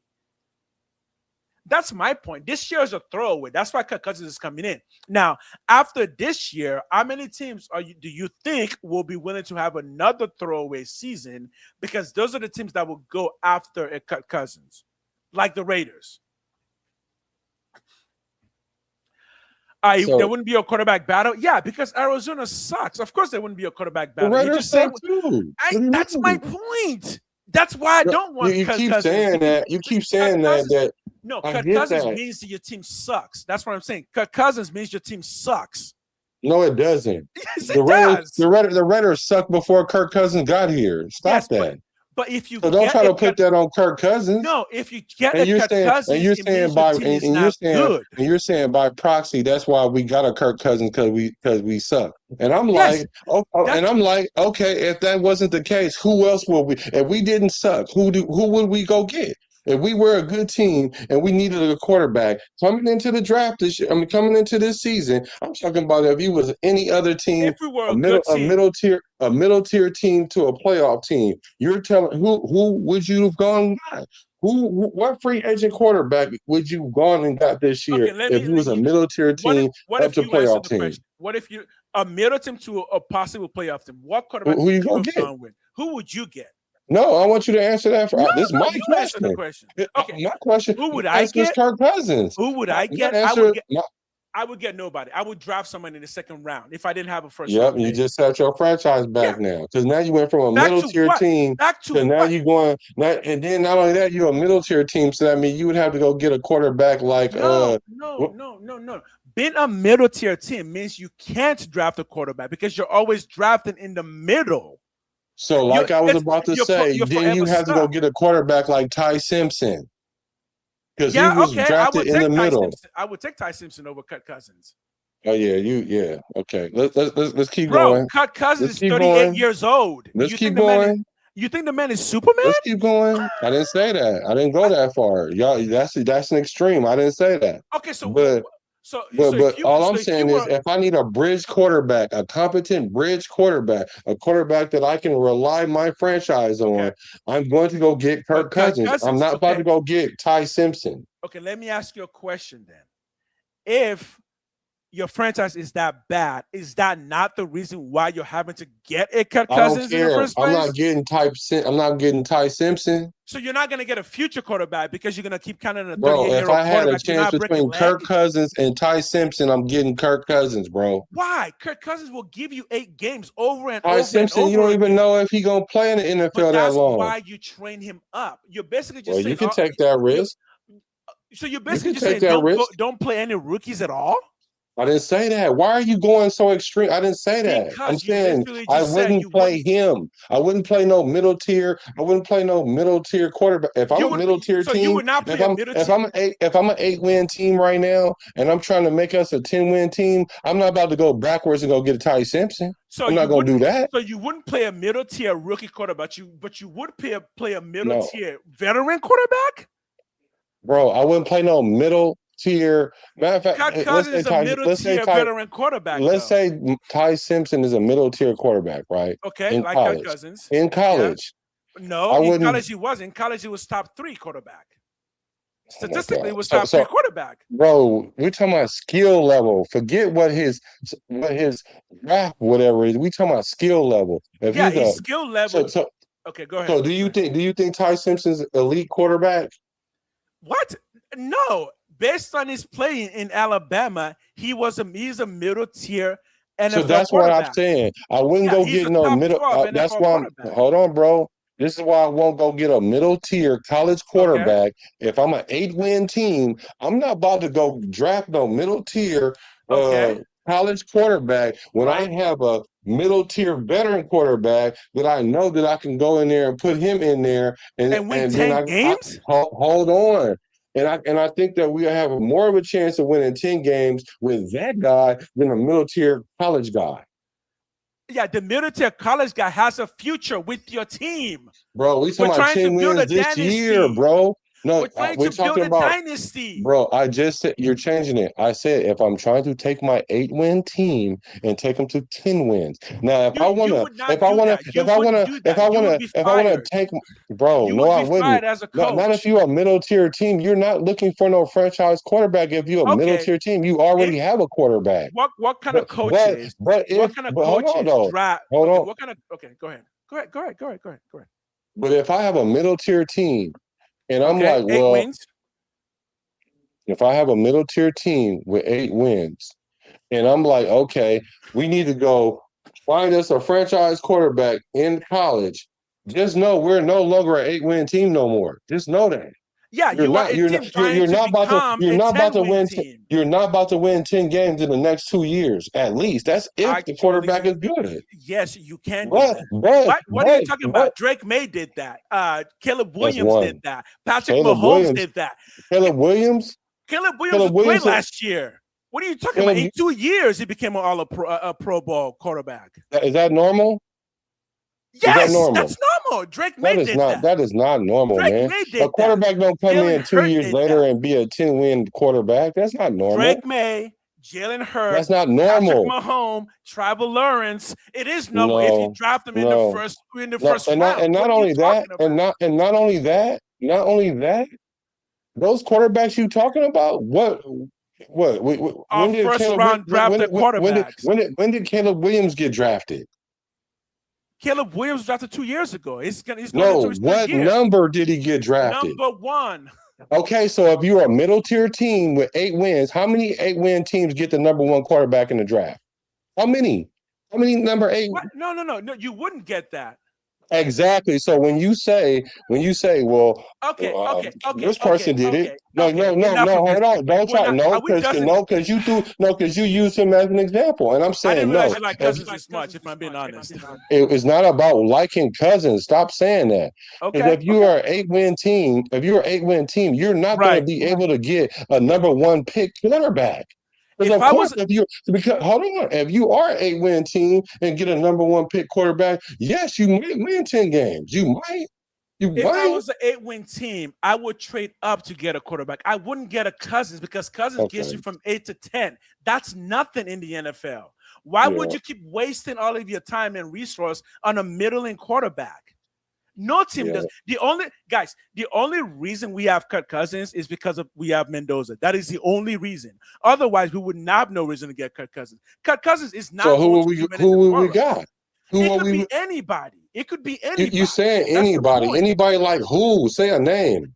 Any Jacoby Brissett would have worked equally as good as Kirk Cousins. Just look at the past 2 years. What are we talking about? Are we acting like Kirk Cousins has won anything? It's like he's capable. So why we didn't go get him? He's a 30-year-old human being. So why? Jacoby Brissett ain't even a constant starter in this league. He was a career backup. The only reason we got Cousins is because he already ran the Kubiak offense. It's not because he's That's good. not the only reason. He already ran the offense. That's not the only. You could go get several quarterbacks that ran the offense. Let me put it this way: when the Raiders season starts, I will pay zero attention to Cousins. I do not care at all what Cousins is doing on the field. I don't care at all. None. Why? Because I bet you'll be forced to. You'll be forced to. No, because there's nothing there. We've already seen it. So we might as well start Mendoza now then. So we might as well start Mendoza now then. If that's the case, based on what you're saying. You just made Doug Peterson's argument because I'm not saying no, I didn't make his argument. He's capable. I'm saying we're starting Cousins before Mendoza knows the offense. Not because I think Cousins is going to give us a Super Bowl. Not a Super Bowl. No, y'all keep saying Super Bowl. I never said Super Bowl. Not even playoff. I think said Cousins playoffs. will give us no more. Why are you saying that? I never said playoffs. I never said Cousins will give us no more than 8 games. Here's the thing. I never said playoffs. Okay, 8 games. Here's the question: which would Raider Nation take? 6 wins from Mendoza or 8 wins from Kirk Cousins? That's the real question. Okay. Which That's would a you good question. 6 wins from Mendoza. But how do you know he's going to win 6 games? How do you know? That's not even because you just I'm about to answer because you just sat here and said you told me that he was an 8-9 win guy. Based on his record shows. No, that's his record. I'm not making that up. Bro. So right, you can base that on his record, but you can't base 6. You can't base 6 wins to Mendoza because he doesn't have a record. Because he won the fucking Eisman Trophy and the national championship. I mean, he gonna win 6 games in the NFL. That means he played with the best of the best in college. Most of them are now in the NFL starting. Bro, what are we talking about? So that means he wins. That means he wins 6 games.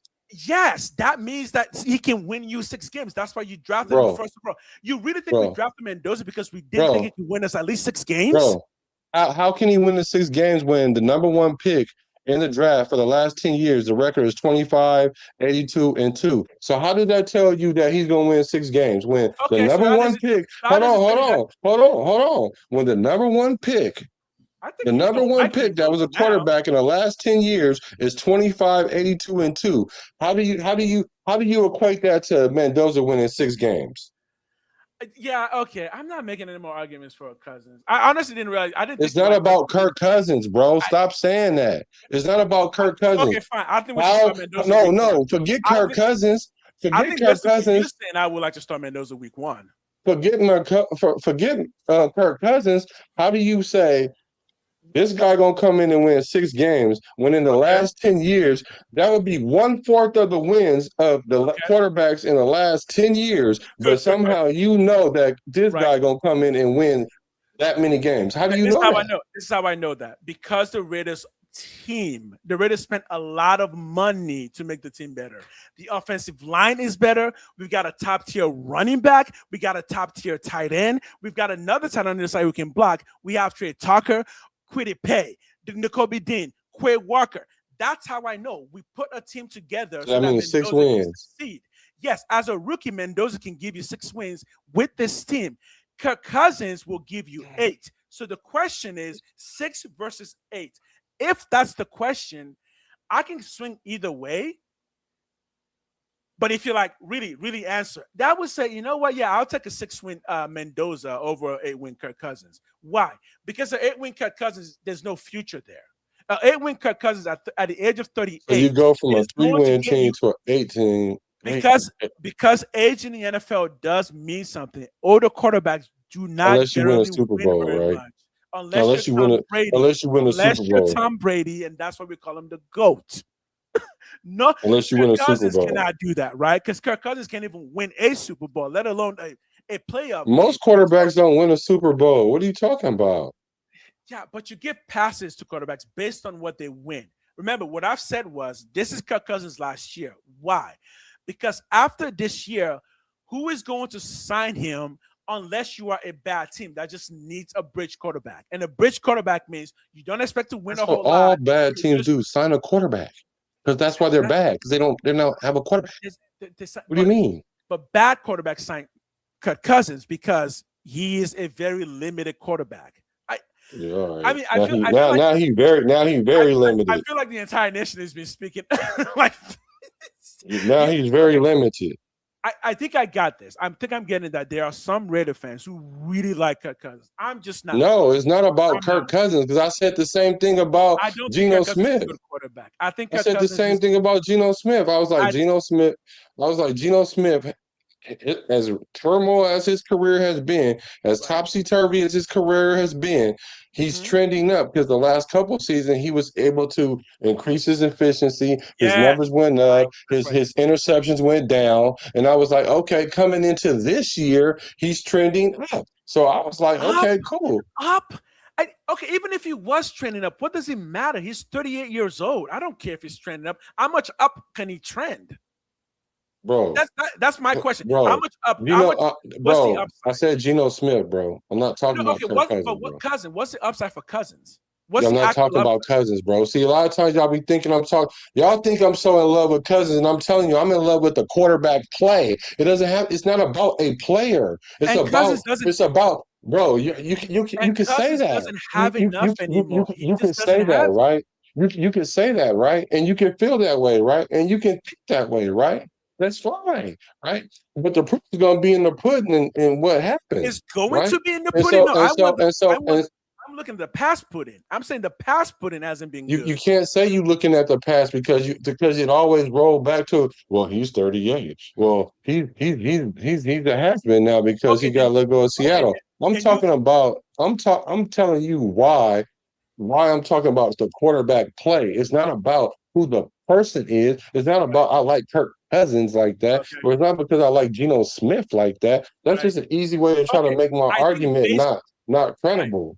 So here's my argument. I think Mendoza should start week 1. He's not going to. We know that, but I think he should. If it's based on skill, Mendoza is much, much better than Kirk Cousins. You don't know that. Yes, I do. He won a national championship. The boy ain't okay. So I guess putting on pads and all that stuff don't matter there, right? Yes, he won a national championship in the next level below the NFL. Literally, it's right below the NFL. So he played with the best of the best in the entire world. And that doesn't mean he beat them all. He beat all of them. Okay. He beat them in scores. He beat them in the Heisman. He beat them. I mean, I think you're saying that Mendoza, that the hype on Mendoza is too high. No, I'm not saying that. Okay. No, just if you wonder if I'm thinking that, ask me, am I thinking that? Because that's not what I'm thinking. Yeah, it's the same question as a veteran wide receiver. It's like, I'm not thinking that.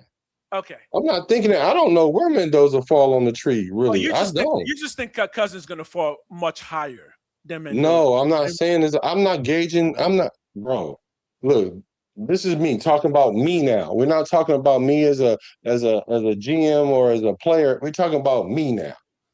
I'm not looking at O-line. Go ahead. I'm not looking at our record, period. I'm not looking at this quarterback and win us 8 games. This is going to win 6 because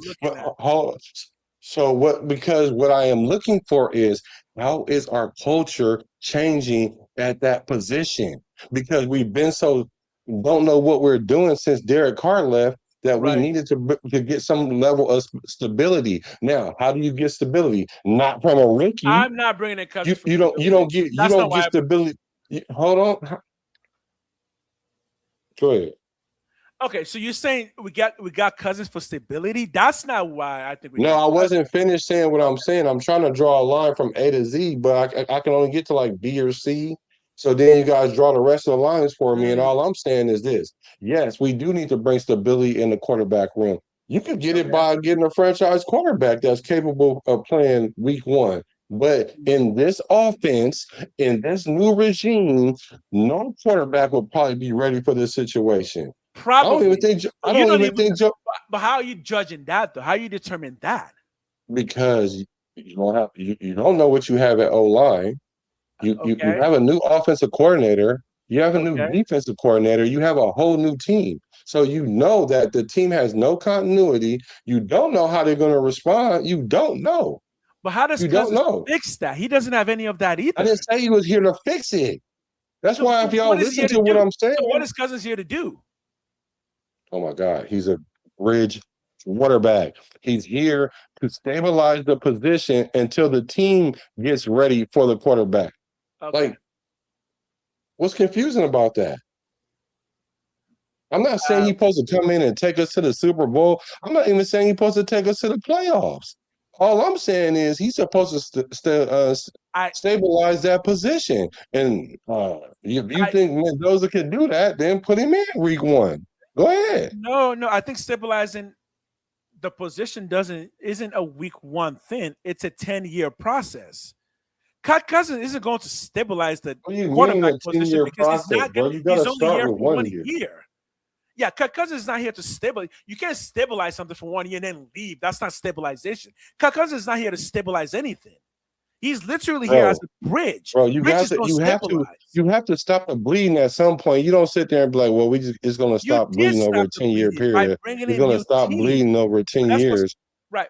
But the bleeding stops when you bring in a new team. What's the new team going to do? We don't really know. Cousins hasn't stopped the bleeding because we don't know what he can do. He was going to stop the bleeding. I'm not saying I'm not even saying that he's supposed to fully. I'm not even saying he's supposed to fully stabilize the position. Yeah, exactly. What I'm saying is, the Bird's Nest said he's going to teach the young players how to be professional. That's literally what Cousins is doing. No, what you know what? I'm not going to be watching. Y'all seem to know what I'm saying before I say it, and I'm not saying none of that.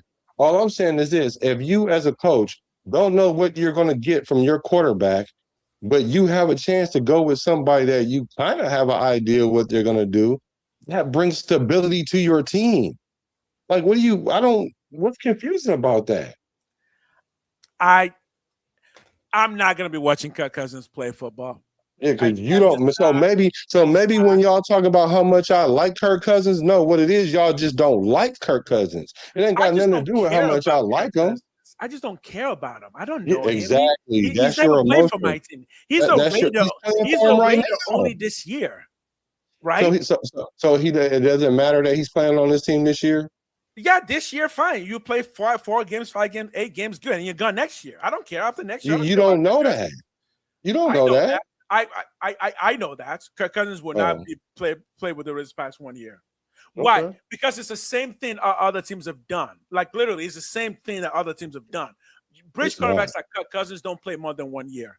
When there's other teams don't bring in a veteran quarterback that's going to start over your number 1 draft pick either. Other teams don't do that either. Name another team. Name another team that's done that. The Chiefs had Alex Smith, and that worked out. He was already there. Yes, but they drafted him knowing that Patrick Mahomes was not going to start. No, but now you're changing what I asked. Now you're changing what I asked. What I asked was how many other teams drafted a number 1 pick that was a quarterback, but also went and got a veteran quarterback to play ahead of him. The Falcons, you know how that turned out. Who? Oh, who did they go get? Who was that quarterback? Oh, was it not your same boy Kirk Cousins? And then they drafted Penix? Like, what are we talking about? Well, yeah, and you saw how that ended. Yeah, and Kirk Cousins was the person that they drafted is not even playing no more there. Matter of fact, hold on. The GM and the coach are gone. And Penix is fighting for his job against Tua. Yes, because so that just tells you that was a bad idea to begin with. Kirk Cousins. So now it's Kirk Cousins' fault. Why are you bringing in Kirk Cousins and drafting somebody else? Look, the difference is this. Clint Kubiak has made it clear from the beginning Kirk Cousins is not the future of the team. He's not the future. He's just here as a bridge, and just only a bridge, nothing more than a bridge. When the Falcons brought him in, they brought him in as somebody who was supposed to lead the franchise and then essentially backstabbed them by taking the other franchise quarterback. But when it comes to the Raiders, Kirk Cousins is nothing but a bridge. We know that. No one's ever argued against that. I agree with needing QB play. I don't understand what you're saying. Yeah, that's what I'm saying. Like, I don't understand what you're saying about Cousins. I get what you're saying about QB, but why Cousins is the one that we're talking about is like, would I take because he's the quarterback on the roster. That's why. Okay. Like, who else am I supposed to talk about?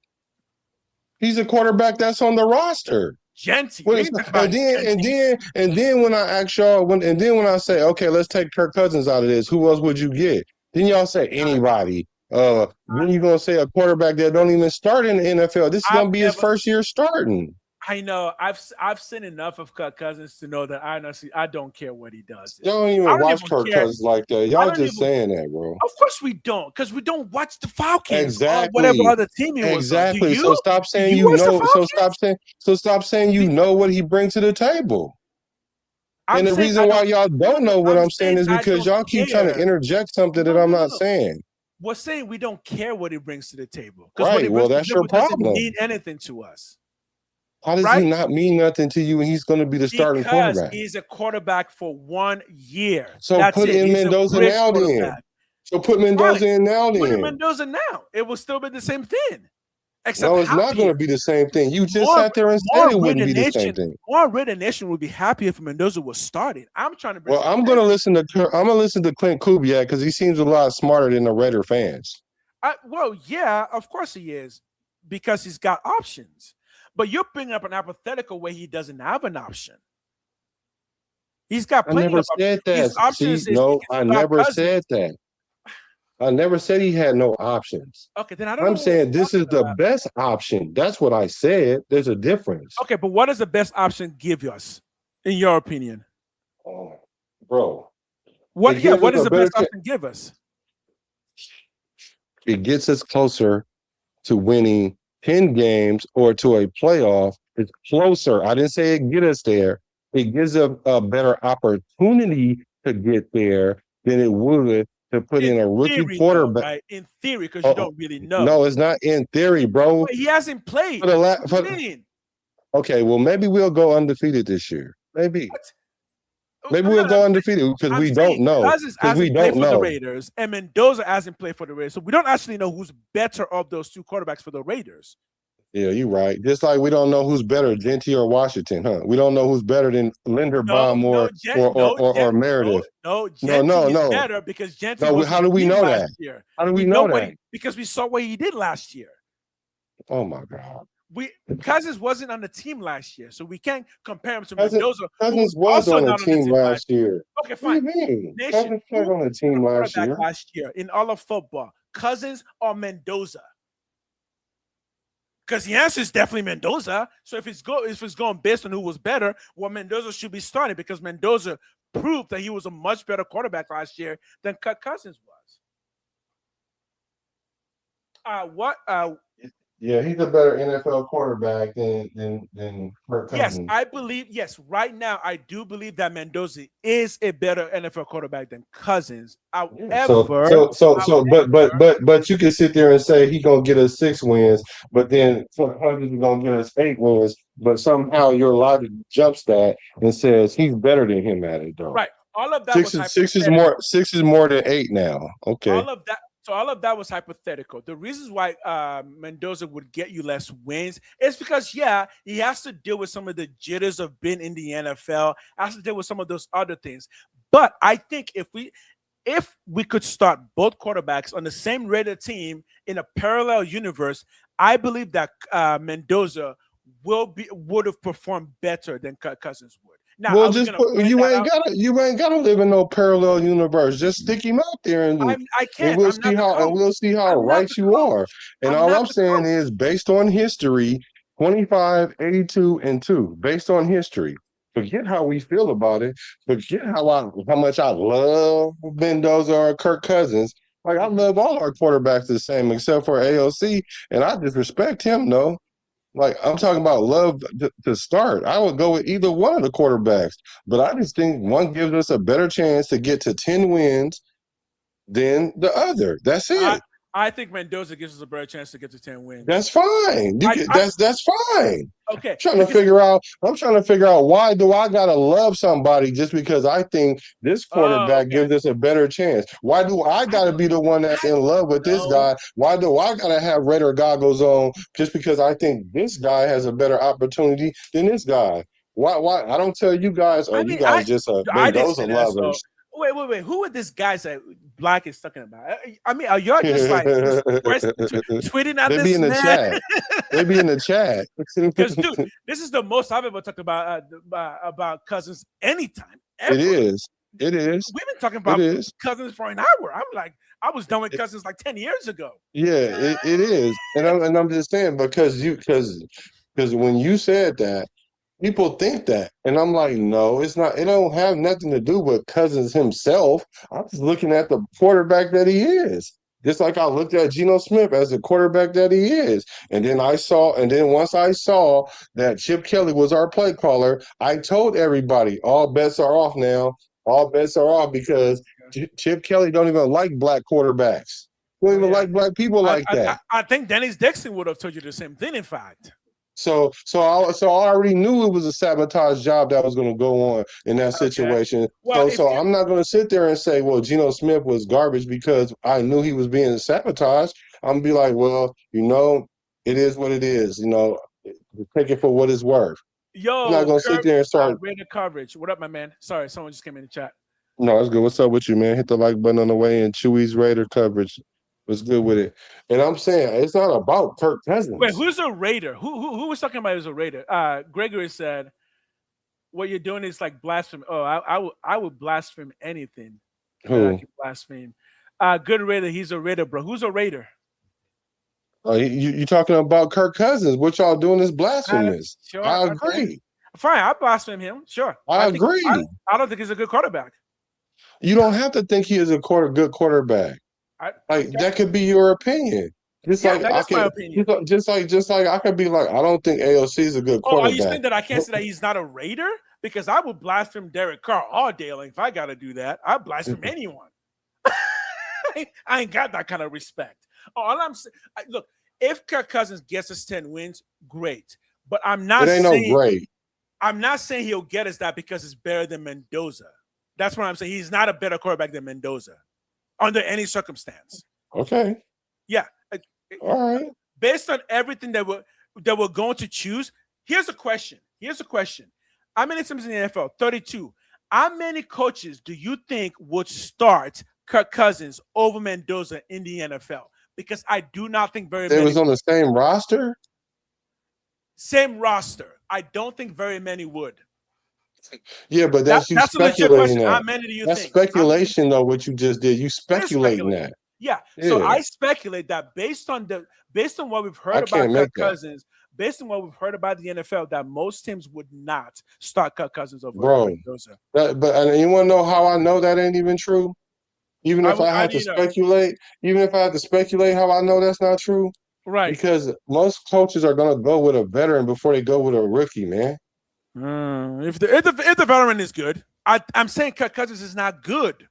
Why do you think not a good one? So do you think Patrick Mahomes coming into the league was better than Alex Smith coming into the league? Do you think Mahomes is better than him, or do you think Mahomes got better than? When Mahomes was given the chance, he proved that he was much better than. That's not my question. My question is coming into the league. Yep. Do you think Patrick Mahomes was better than Alex Smith? Yes, he was, because Alex Smith couldn't get it done, and Patrick Mahomes did in the second year. Why are we, bro? I'm asking a very vanilla question. I'm not putting sprinkles and cherries on it. I'm just asking a very vanilla question. The vanilla question is, do you think Patrick Mahomes was better than Alex Smith coming into the league? He was. The answer is yes. Yes. He was. So guess who ended up starting, though? Okay, Alex Smith. Because why? Because the coach decided that they weren't ready to put Patrick Mahomes in the game yet. Because he had a veteran, and he put the veteran ahead of him. Oh, so you just think veterans just start? Oh, you just like Pete Carroll. Bro, I'm not saying that's the only. I'm not saying that's the only reason. Let's not do this, bro. I'm trying to pin you down. Let's not do this, bro. You're Let's not do man. this. I'm trying to pin you down. But you're not gonna pin me down because if a coach has a veteran capable, a competent, he doesn't have to be won a Super Bowl. He ain't gotta have a awesome playoff record. But if he has a veteran that he knows the system to some level, some high level, he's gonna go with that guy before he goes with the rookie, no matter how good he is. I think coaches will go based on what they see at camp. Nah. Really? No. Okay. If I was this is why the reason why people get deceived about why Minshew started over AOC, why Geno Smith started over AOC. Because Antonio Pierce was a terrible coach. He knew nothing about football. I don't like that, man. Don't know nothing about football. I don't like that, man. Look, are you saying that will coaches generally start veterans?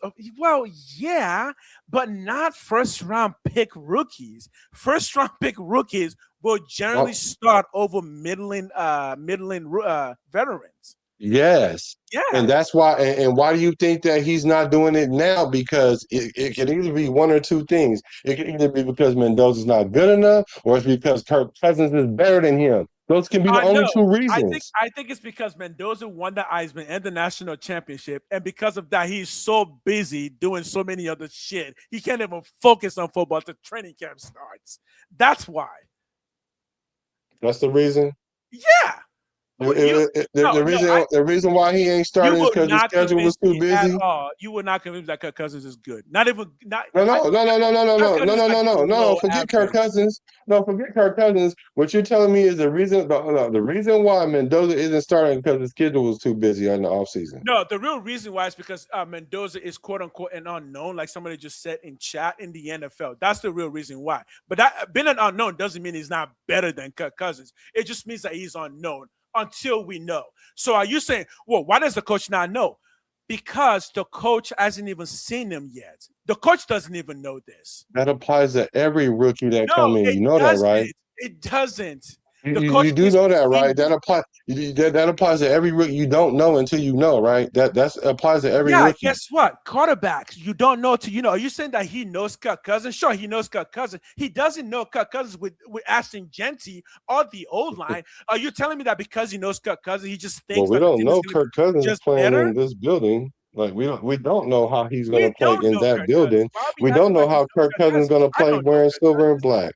We don't know how Kirk Cousins is going to play with this offensive coordinator. We don't know how Kirk Cousins is going to play with this wide receiver coach. We don't know. We don't know. No, we don't know if we're going to even be alive when the season starts. Like, are we going to do all that? But do you know how Cousins is going to play with Kubiak? Because Kubiak has never been a head coach. You can make an educated guess.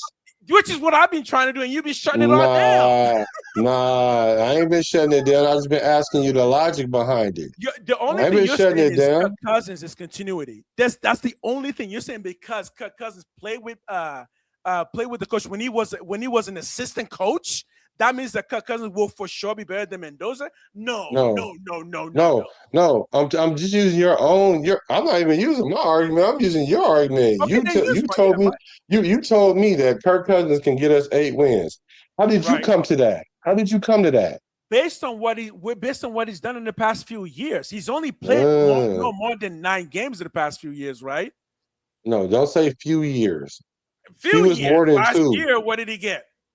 Few is more than 2, right? Okay, last year he played 8 games. Right. The year before that, how many games? Because he got injured. Okay.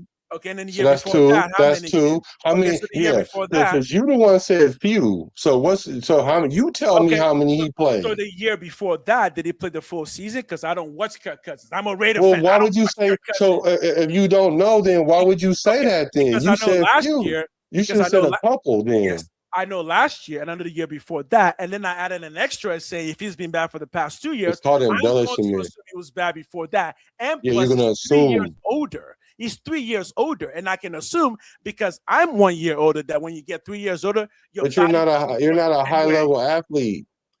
Yet, and I I'm go to not the gym either. every day. I go to the gym and I'm not either. I go to the gym every day. I know my body doesn't work the same way it used to when I was 10 years ago. I know that for a fact because I don't lift as much. I don't run as fast.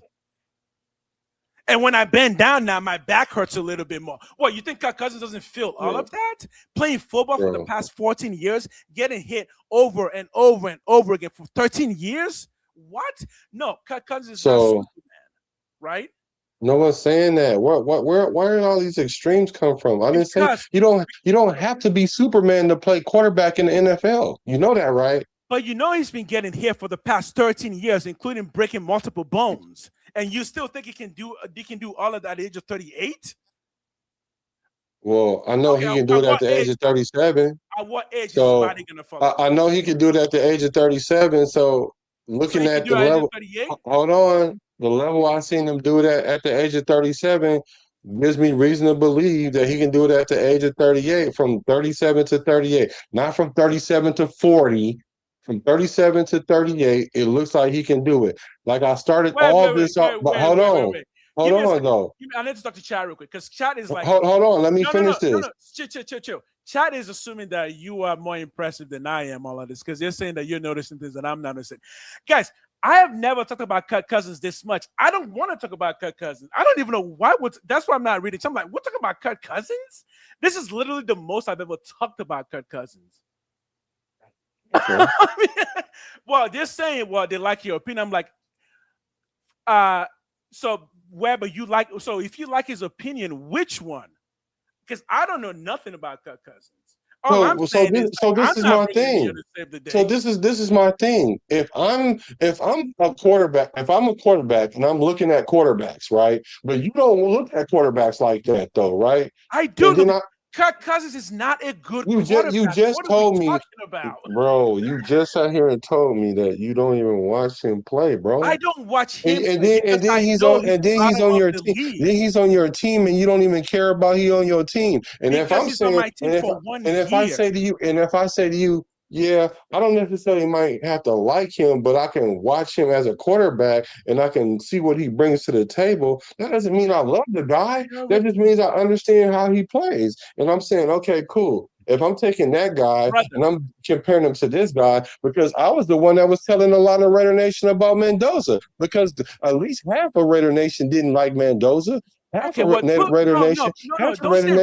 Don't say Raider Nation. Say your fans. Don't say Raider No, Nation. it ain't my fans, bro. It's not my fans. It's not my fans.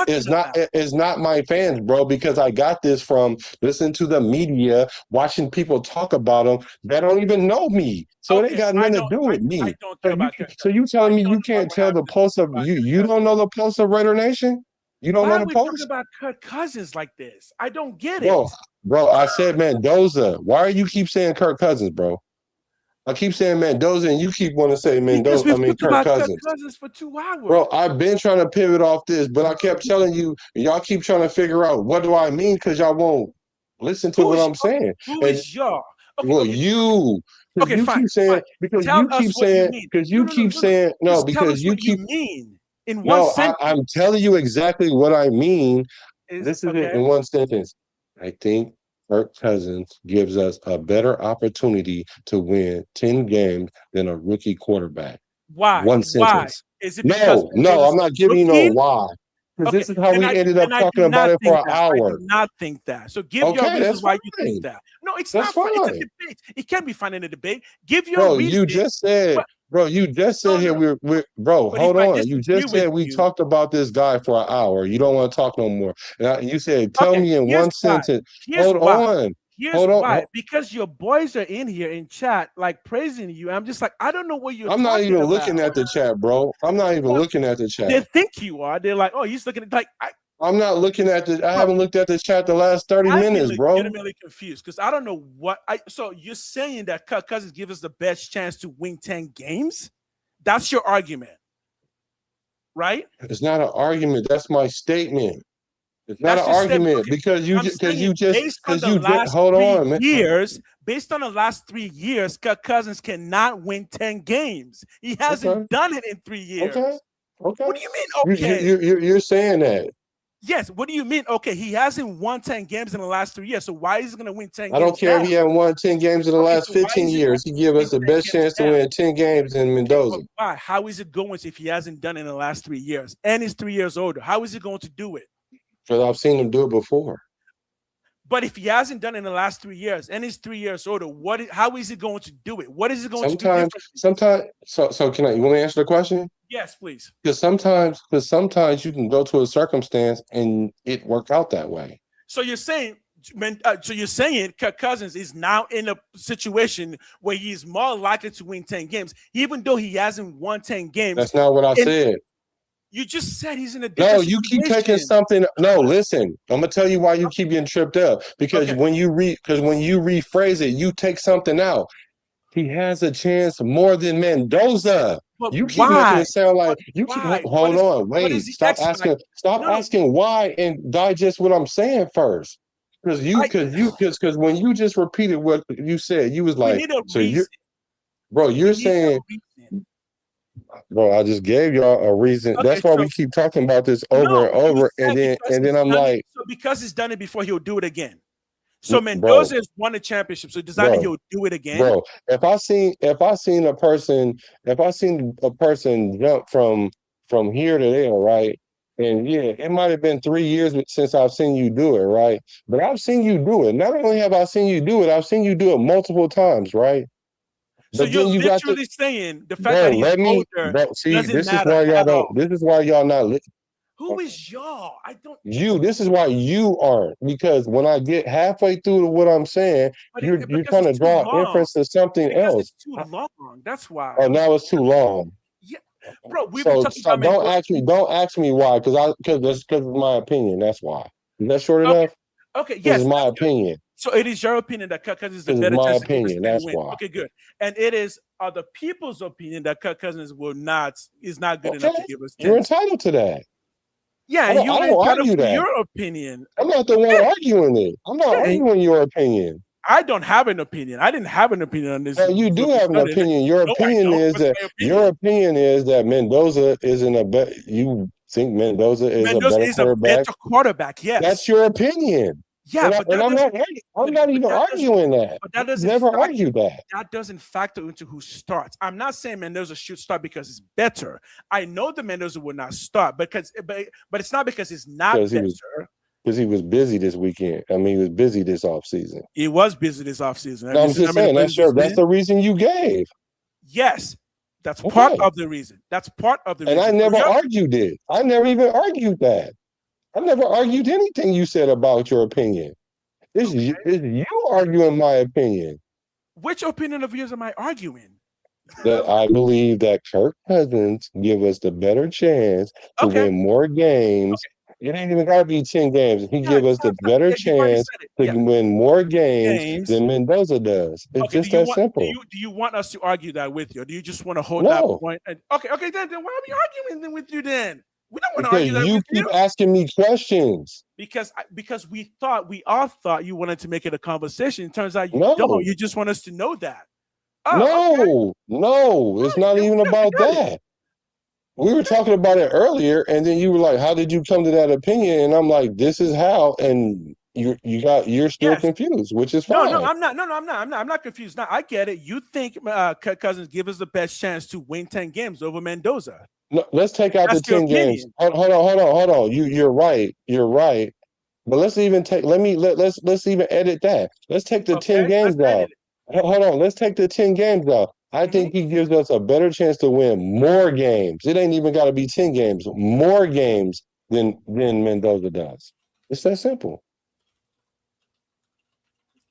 This is your point, right? This is your point. Cousins gives us a better chance to win more games. But that's an opinion. So you don't want us to argue. Okay. No, you can argue it. You can. I got reasons to believe it. I told you why. I said this was the reason why.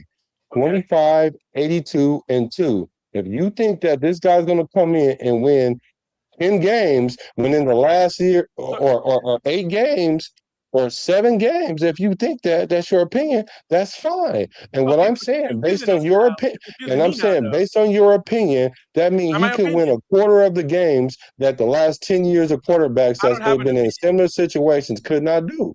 Okay, that's the you're saying because he's a rookie. Statistically speaking, rookies don't win that many games. So you don't believe that. So you don't believe he could be an outlier at all. So he could be. No chance. Okay, then how is it that he could be an outlier, but yet Kirk Cousins, who hasn't won 10 games, who hasn't won enough games in the past 3 years, all of a sudden he's going to miraculously just figure it out, even though isn't that what an outlier is? Isn't that what an outlier is? Because so then why is Mendoza not your outlier? Bro. If you love Mendoza, why is he not your outlier? Because I'm praising Mendoza as an outlier. Because I'm going off because I've seen Kirk Cousins do what we're talking about. I haven't seen Mendoza do it. Exactly. I saw Kirk Cousins for 15 years. I saw Kirk Cousins. We all saw Kirk Cousins for 15 years. Let me ask you a question. Can I ask you a question? Yes, please. Can I ask you a question? Please do. Do you think that Kirk Cousins can have an outlier year? Do you think he can have an outlier year? I think. Do you want me to honestly answer? I think Kirk Cousins already had that. It's over for him. It's 38. How many of them? He already had that. He had like four seasons where he got 4,000 yards, right? And so it wouldn't be an outlier if he did it 4 times. It's not an outlier if he did it 4 times, bro. For being a 3rd-round pick who wasn't supposed to be an NFL starter, that's an outlier. Remember, he was drafted right behind another quarterback. If you do something 4 times, that's not an outlier, bro. I get it. He's been great. I get that. But even if he's not an outlier, he hasn't done it for the past 3 years. So you're saying that Kirk you keep saying 3 years. What? How many yards did he throw in that? It was right last year.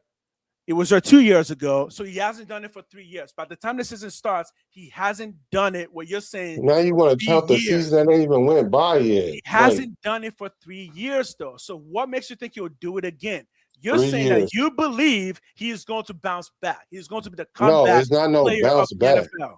You just said he's going to be the comeback player of the NFL, right? Yeah, that's not. Well, if you want to say bounce back, okay, cool, bounce back. And what I'm telling you is it ain't really a bounce back because he showed it last year. He started 8 games and won 5 of them. And I'm saying, cool. I don't really care either way. If we win 8 games, right. I don't care that he's done it before. That's what I'm. No, we're talking about last year. I ain't talking about before. I know, but I'm trying to figure out, and I think other people are trying to figure out why you're defending Kirk Cousins so much from last year. Because you, I don't know why you guys not understanding what's being said. None of us know what he's going to do, right? Because you're asking me, how do I come to the conclusion? Okay, this is how I come to the conclusion. I've seen this guy do it before. Our conclusion. You can't dismiss our conclusion. Yeah, I didn't dismiss it. You asked me about my conclusion. I'm not asking you about your conclusion. I'm not defending your. I'm not even debating your conclusion. What is my conclusion? Your conclusion is that Mendoza is a better quarterback than Kirk Cousins. Kirk Cousins is too old. He hasn't done it in multiple seasons, and you don't see him doing it now, and you don't think that he's going to be able to even get a starting job next year. What have I missed? Yeah, okay, you got all that. So what's negative about all of that? That's. I didn't say nothing was negative. I didn't say it was negative or positive. So why did you just say so that you think I'm right? I don't know. I don't care. That's your opinion. Okay. You're entitled to it. Doesn't matter to me like that personally. Like it doesn't matter that you're right or wrong because time is going to tell who's right or wrong.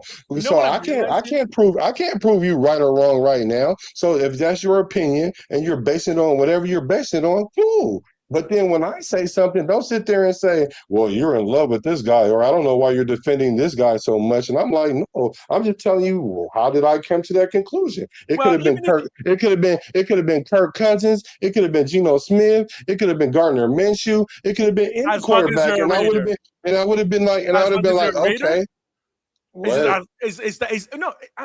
Is that what it? As long as they're a Raider, you're going to root for them.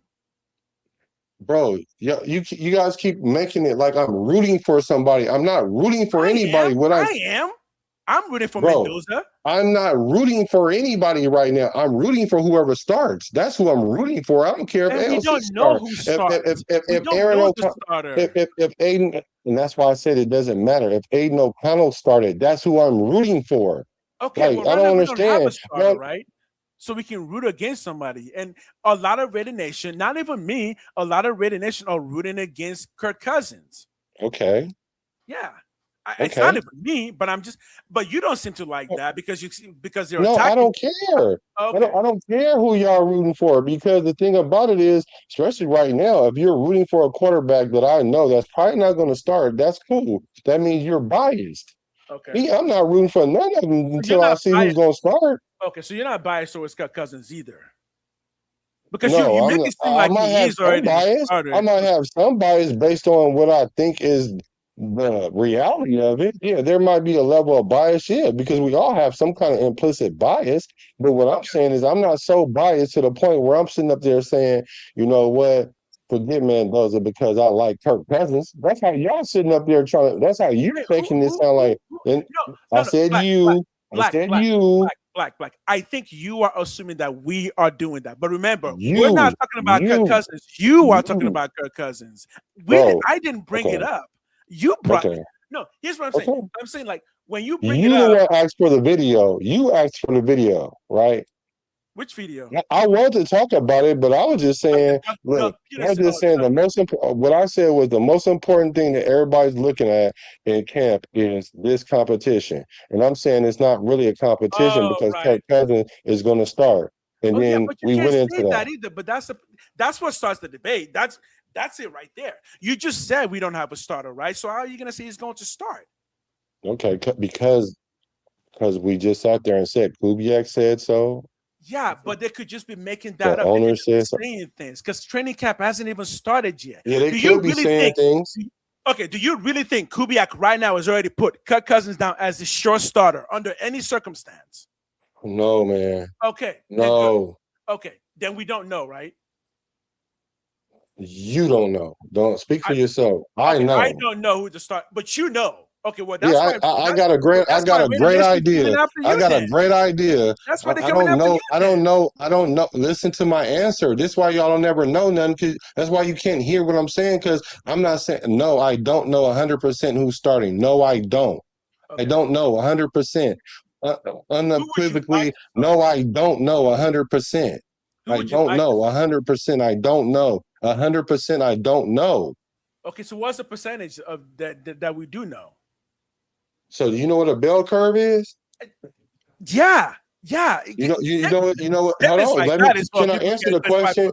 So now I got to answer the question in one word. Like that is why let me answer the question in one word now, since I can't. Look, when you say things like, do you know what a bell curve is? That's why. So what's the percentage? What's the percentage? 68.2%. Okay, 68 points. There's a 68. I mean, you can probably go look it up in Vegas betting. There is a percentage. There is. Okay. I mean, okay. But you think it's pretty high percentage that Kirk Cousins will start. But maybe the emotion is what people are confusing here. Because again, I don't have a stake in this. I don't even know Kirk Cousins' middle name. No, I don't. I really don't. Till today, I literally thought Kirk Cousins was going to go. So how can you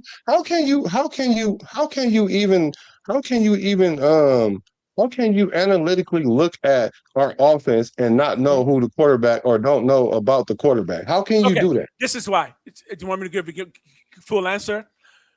The reason why is age does matter. Kirk Cousins is 38 years old. Does that mean he's washed? No, it doesn't. But again, is anybody really going to argue that a 38-year-old may not be able to play football at the same age rate as a 22-year-old? And yes, Mendoza is a rookie, but he is the #1 drafted rookie, which means in all of college football, he was above the rest, meaning he was the most pro-ready of every single college football player last year. And he proved it by winning the Heisman Trophy and winning the national championship. It's not against NFL talent. Okay, fine. Well, what's the actual difference between NFL talent and college talent? Experience, right? It's just age, right?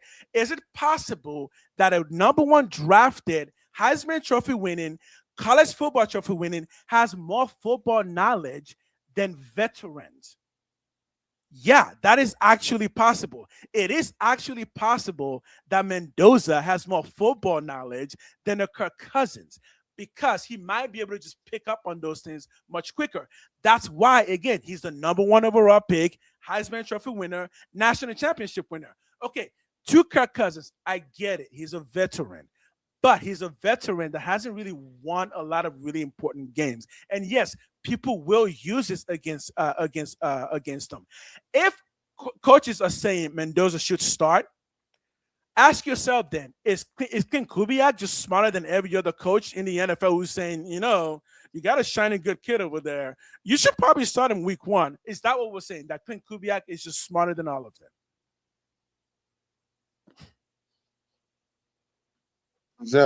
Who's saying? You said.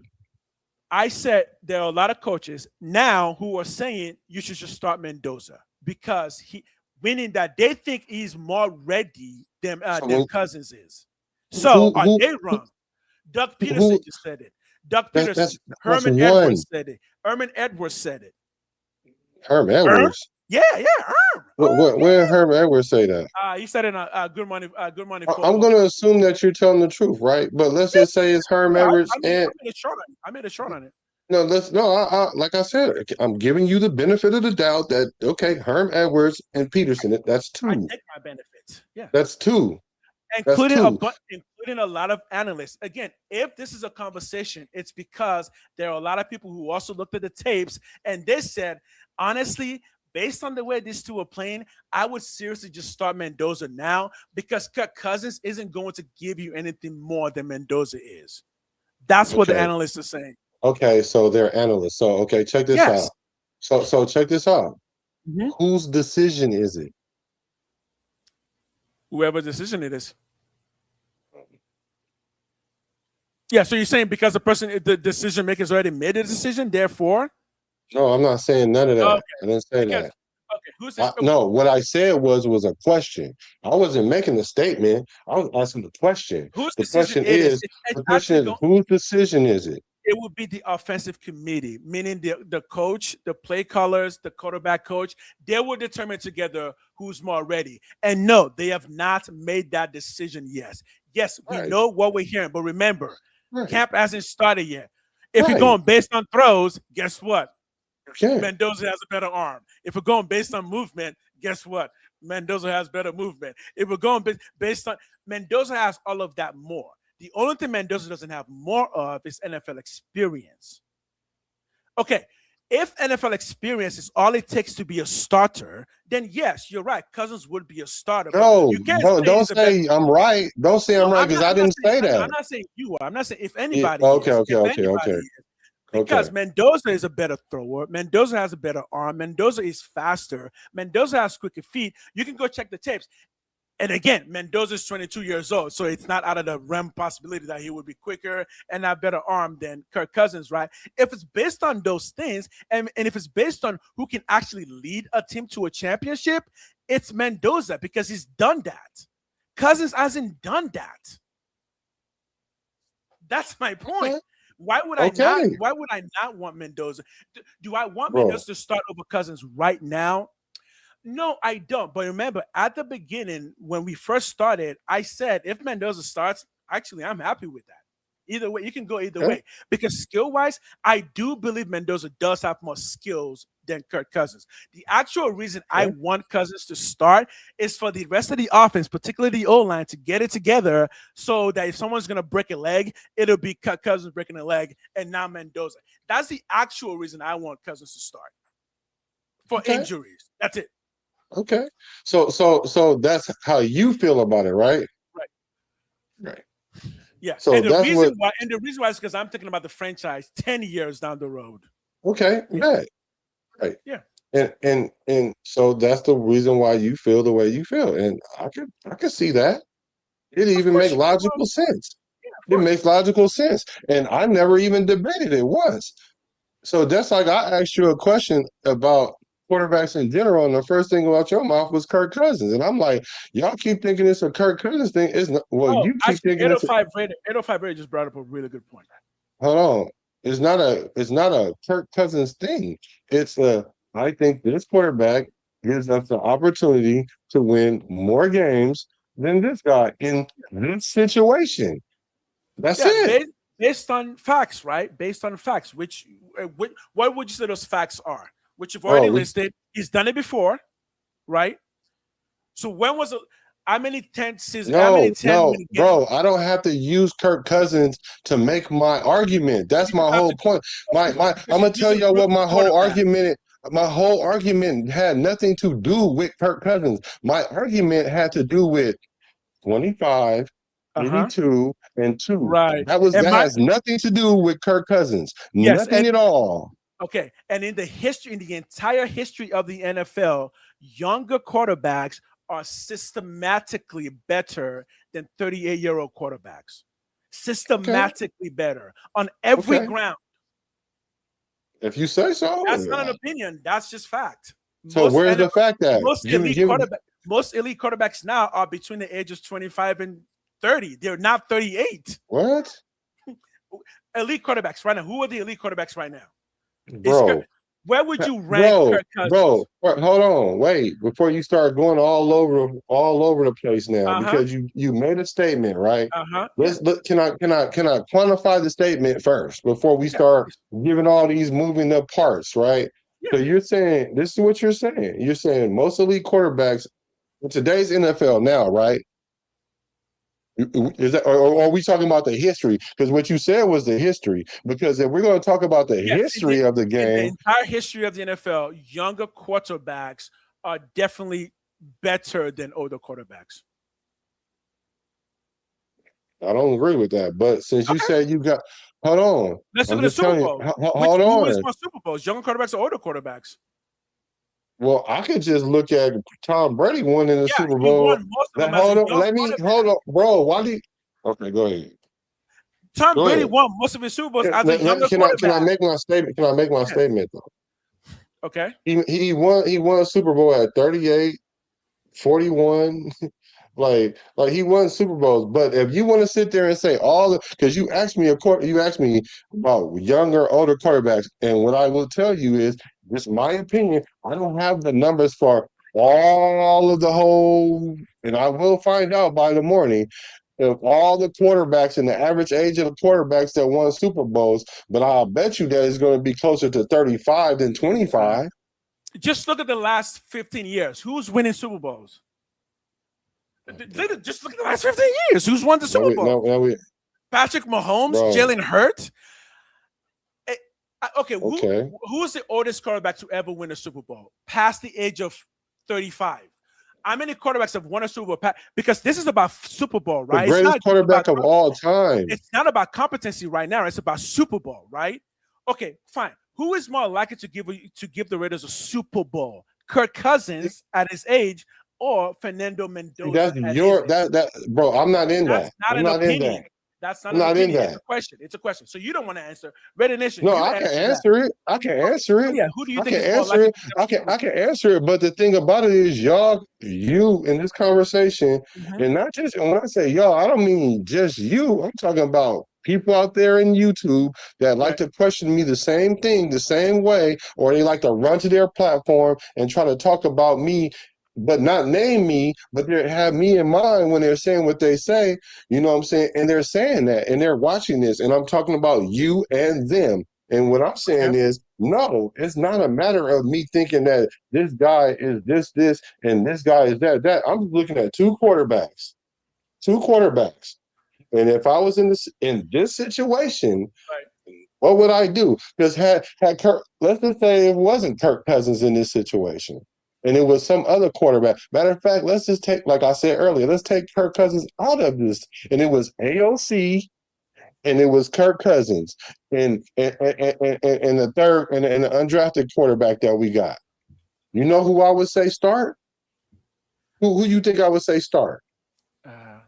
Cousins? No. Here's my question again. If we take Kirk Cousins out of the equation, and the three quarterbacks that we have is Carter, Mendoza, AOC, and Fernando. Who do you think I would say start? You would say Fernando starts, because obviously you would. So obviously, we know why you're saying Kirk Cousins should start. We know that, but it's our opinion that we don't agree with you, because he's done it before. Because he's done it before, and we're saying but you don't agree with me, right? No, but you don't agree with me, right? So hold on, wait, stop. Hold on, stop. Now. No, stop. So once I said that, you said, but we don't agree with you, right? That's fine. But y'all ain't gotta try to argue my point to make sense to you. No, we don't though. Dude, how many people actually argue Cousins with you? Because it ain't me. Because this is the first time I've done it. No, I'm talking about tonight. I'm talking about tonight. You arguing me down about, and I'm like, okay, I'm just giving you my opinion. No. I'm not even doing that. Like, if you really think that, like, yeah, that's fine. We'll find out. It's not like I'm like, oh, you will never do. I don't care. If he does it, great. Do I think you'll win 10 games? No, I don't think you'll win 10 games. No, I didn't say nothing about 10 games. Okay, I never thought he was going to win 10 games. So how many games do you think we'll win with Cousins? Anybody in this nation, you can say it. How many games with Cousins? The floor is 6 and the ceiling is 8. But if I had to pick a number, my number is 7. I've been consistent with that. That's what everyone said. We've all said that. Yeah, we've all said that. I'm saying I'm only okay with that because of last year. If last year didn't happen, if last year was like 6 wins, I would not be okay with the Kirk Cousins starting.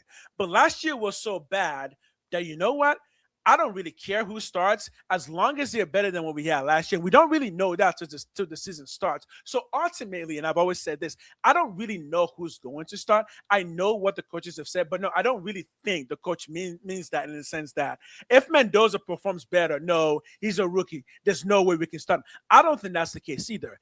I just think they're saying, just based on experience, before we even get to camp, Cousins is the presumptive starter. Right, because he's been the starter in the NFL for a long time. That doesn't mean he's going to start this year, although it does most likely mean that he's going to start this year. But if he starts this year, it's not because he's better than Mendoza. And I mean that. It's not because it's better than Mendoza. It's because the team isn't quite ready yet for Mendoza. Because you're assuming that if Cousins starts, it's because Mendoza isn't ready. No, if Cousins starts, no, you're assuming that's what I'm assuming. Ready. No, that's what you're assuming that I'm assuming. If that's not what you're assuming, then tell us what you're assuming. That's not what I'm assuming. But here's my question. I'm not assuming anything. I told you what I was thinking. There's nothing to figure out. But this is my question to you about what you just said. Right.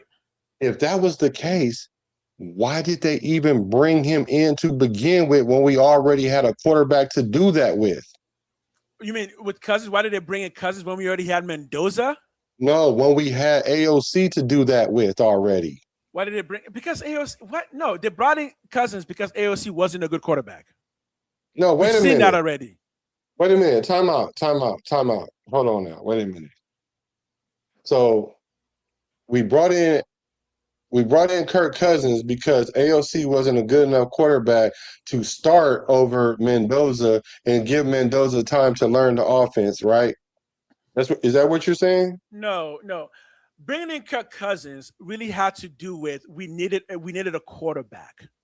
Now, did we know we were going to draft Mendoza? Actually, till we drafted Mendoza, we didn't really know because Mendoza could have broken a leg like 2 days before the draft. So we brought in Cousins because we didn't have a quarterback. And Cousins was really cheap. Remember? If Cousins wasn't cheap, we wouldn't have brought him in. It doesn't matter how good he is. We only brought him in because it's like $10 million. So why did you have to do that when you already had a quarterback on the roster, though? Because if you have something good and it's cheap, just add it on. Why not? So who's better? You already got a Lamborghini. You already got a Ferrari. Just add a BMW. Who cares? You better not add a BMW if you got a Ferrari and a Lamborghini. You better not do that. I don't that was a terrible analogy. Hey, but so is AOC better than? Would you start AOC over Kirk Cousins? Look, the battle is this. Is Kirk Cousins going to start? I guess he will, but it's not because it's necessarily better than the quarterbacks. I don't even think it's necessarily better than AOC. I just think that he's going to start because Ken Kubiak is more familiar with him. That's the only reason. I mean, that's it. Because look, does Kubiak actually know that Kirk Cousins is a better quarterback than AOC? Would you say that he knows that? Yes, he knows knows that for that. sure. How does he know that? Because why do you think they have scouts? How does he know that? Okay. Why do you think they have? I'm trying to tell y'all because that's why they have scouts. Okay. That's why they watch film. Because based on if you don't know until they show up, then there's no need to scout someone because they could play better on this day than another day. Okay. You can project what a player lefts and rights and ups and downs are. My thing about it is this. If you think that the only reason why they brought him in was because he was cheap, then I'm like, okay, cool. Now, why isn't that what you said? No.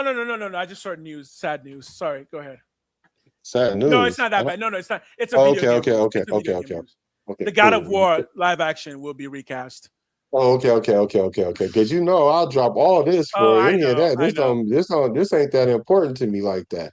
I'm just saying, like, if we already had a situation and we knew we were going to get Mendoza, and if Mendoza was a better quarterback, and we just needed somebody to stand there long enough to why take didn't we shots just use and AOC? get their leg, why didn't we just use AOC to do that? That says more about AOC than about Mendoza, though. So we've seen AOC. So here's my AOC. final question. Right. No, go ahead. You seen AOC? I'm not going to try and guess your follow-up question, but I would say we've also seen Cousins, and in the last 3 years, that I have not seen or heard from the NFL anything about Cousins that suggests to me that he's that much better than AOC. We brought him in because he was cheap and he's an option that knows the playbook so he can teach the playbook.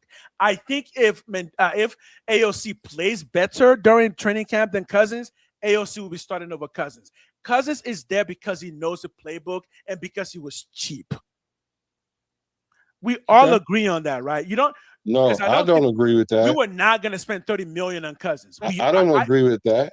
I don't think Spytek would have spent $30 million on Cousins. I think if I had to take an educated guess, I would think that if Kirk Cousins was going to require a whole bunch of money, then we would have had to think: is it worth the investment to do that? And I think the answer it depends on how much they talking. Yeah.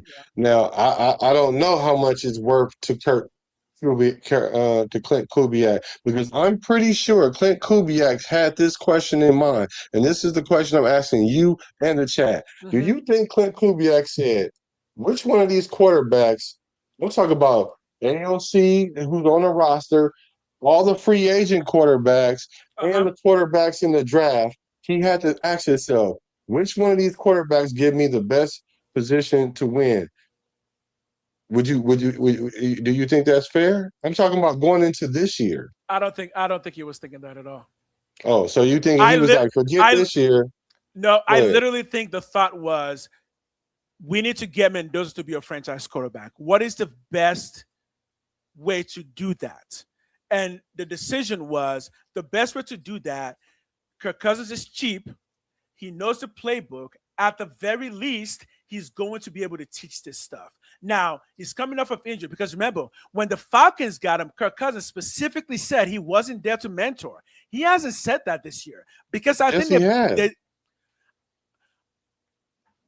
Nation, can we confirm that he said that in the same way that he said that about Penix? Because it says something like that, but I'm going to say this, bro. Part of Kirk Cousins says he's not. Kubiak said he's not. He said that's what coaches is here for. He's not here to coach him. But what do you want the coach to say, man? That no, we just brought him here to coach because the that's rookie. The truth. No, because that's what the coaches truth. Say. You can decipher coach speak out of that, but you can't decipher what the best player is going to play mean. Okay, got it. Yes, coaches have coaches speak. A coach will never say we brought Cousins here to just a mentor. A coach will never say that. No, but Raider Nation knows that. We all know we brought in Cousins to mentor. What does mentor mean? What does mentor mean? Mentor means you know the playbook. Put it this way: if Kirk Cousins didn't know the playbook, he would not be a Raider. You don't think AOC can mentor? You don't think AOC can mentor Fernando? The AOC doesn't know the playbook. He doesn't know Kubiak's playbook. Cousins does. I'm sorry. That's what I see. I don't know why else you would do it though, because I don't know what else. How did you sell Cousins to Mark Davis? Mark Davis is like, we had Geno last year. You want to bring Cousins in and then draft the Mendoza? Wait, didn't the Falcons just do that? I think Cousins was brought in specifically to mentor, and because he was cheap. Okay. All right. The staff didn't make up this arrangement. What arrangement? With Cousins? No, what go ahead. You can answer, Webb, because this is the first time I'm looking at the chat. Like, yeah, what's it? The arrangement. I'm not even gonna speak for him. Let me see if he answered, because he's pretty quick in answers. Oh yeah, Mendoza did have the playbook studying way before the draft. Carr doesn't. No. Even if Carr knew the playbook, which he does from the 1 year with them, but you wouldn't have brought in Carr for other reasons other than the playbook. Yep. Hey, yep. Alfredo, this is the thing about Kirk Cousins' contract next year. The Raiders have a team option. They will decline the team option, and they will go back to the table and say, "Hey, we ain't gonna give you $30 million, but you balled out, so we'll give you $20 million, $18 million, whatever the number is." I don't know what the number is. I'm just using it as a number. And if he said, "Okay, cool, let's run it back," then they sign a new contract. If he says, "Nah, that's too low, I'm gonna try myself in the free market," then he'll walk away from the Raiders. That's what happened. We're not on the hook for $30 million exactly. regardless. Because we have a team option that could be declined. Yeah, that will be declined. We're only on the hook for like $10 million of his money. Yeah. But I don't even want to. I hope we don't have this conversation next year with Kirk Cousins. I really do. I don't. This is the thing. This is not a conversation Raider Nation as a whole wants to be having. I don't think so. I think this is a conversation that ends the moment the season starts, and hopefully it starts well. Because if we keep talking about Kirk Cousins throughout the season, I don't think it's going to be a good conversation, right? No, I understand. I think the best case scenario was for Cousins to come in, and there would be no conversation. He just balls out. Now I understand why people are ignoring Kirk Cousins, because it's not that I'm pro Kirk Cousins because I know he's going to be the starter, right? Right. Yeah. And that's the reason why. Yeah, and that's why I personally, if whatever the biasness that I may have for Kirk Cousins, right, or the affinity that I have for Kirk Cousins, like, yeah, I admired him from afar as a quarterback, right? Mm-hmm. As far as me liking him, like being in, like I don't know until they name him the first, the quarterback. Because if for whatever reason they go into camp and they say, well, you know what, we think we're ready for the Mendoza era now, I'll be like, damn, Kirk. I'll be like, damn, Mendoza that good? I'll be like, he that good? But he wouldn't say because we all gotta agree he gotta be that good in order to start over Kirk Cousins. Not that Kirk Cousins is just any backup and he's just gonna come in and beat him out like he gonna beat AOC out. Like, come on, let's not act like AOC and Kirk Cousins you're right. is the same backup. Yeah, Alfredo, you're right. We're only paying Cousins $1.3 million this year. Oh well. No. Then we gave him $10 million after March. Yeah, we're paying him $10 million. Yeah, so we were only on the hook for $11 million for 2 years. $11 million for 2 years. Yeah, oh yeah, we always knew that's what it was. But I still don't think Cousins is going to be here next year. I think he's gone after this year. That part I don't know. I think that depends on the record. Yeah. Look, we do got to go. It's 10 o'clock. This is long. But I'm fine with that Cousins is a starter. I don't know who in Raider Nation is fighting that. I'm fine with it, not because Cousins is better. Really, it's because I just don't want anything to happen to Mendoza, like an injury. Okay. That's it. Well, you could have did that. You could have did that with AOC, though. No, AOC doesn't know the playbook. AOC just learned. You don't think AOC is smarter in the playbook than Mendoza?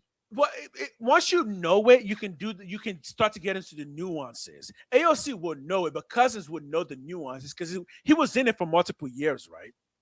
Yeah, he would just know the nuances. And I don't want AOC mentoring Mendoza. That's like a future Hall of Famer getting mentored by Walmart football. No, that seems kind of rude to say that. Well, Kubiak wasn't the best quarterback, but look what he is now. You mean Kubiak? Oh, Kubiak. I'm talking about Kubiak, the backup for John Elway. I'm like, Well, you'd have never thought he was going to be a genius at this. I would have thought. I could have thought that. I mean, usually the best players don't make the best coaches, but I get what you're saying too, though.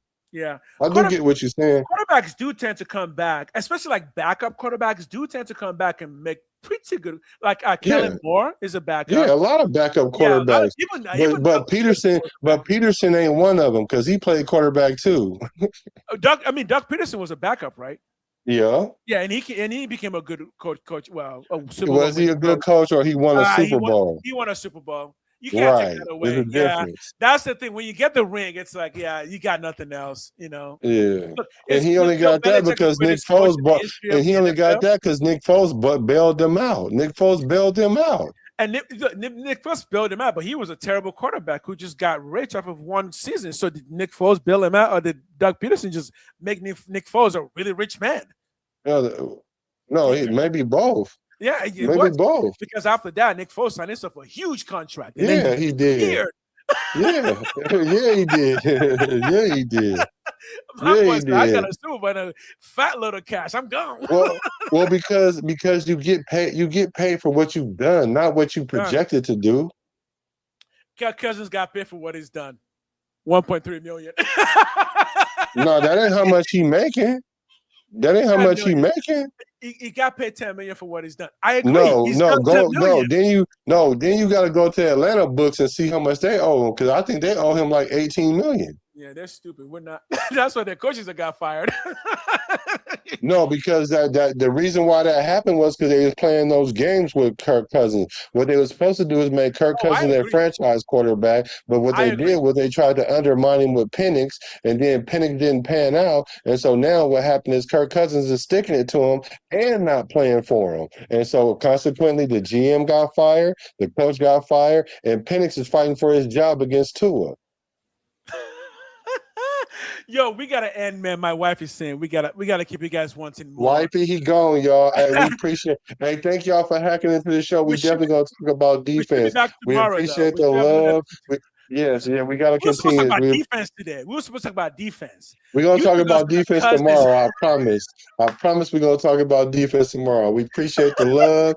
We appreciate the loyalty. There's only one nation, and that's the Raider Nation.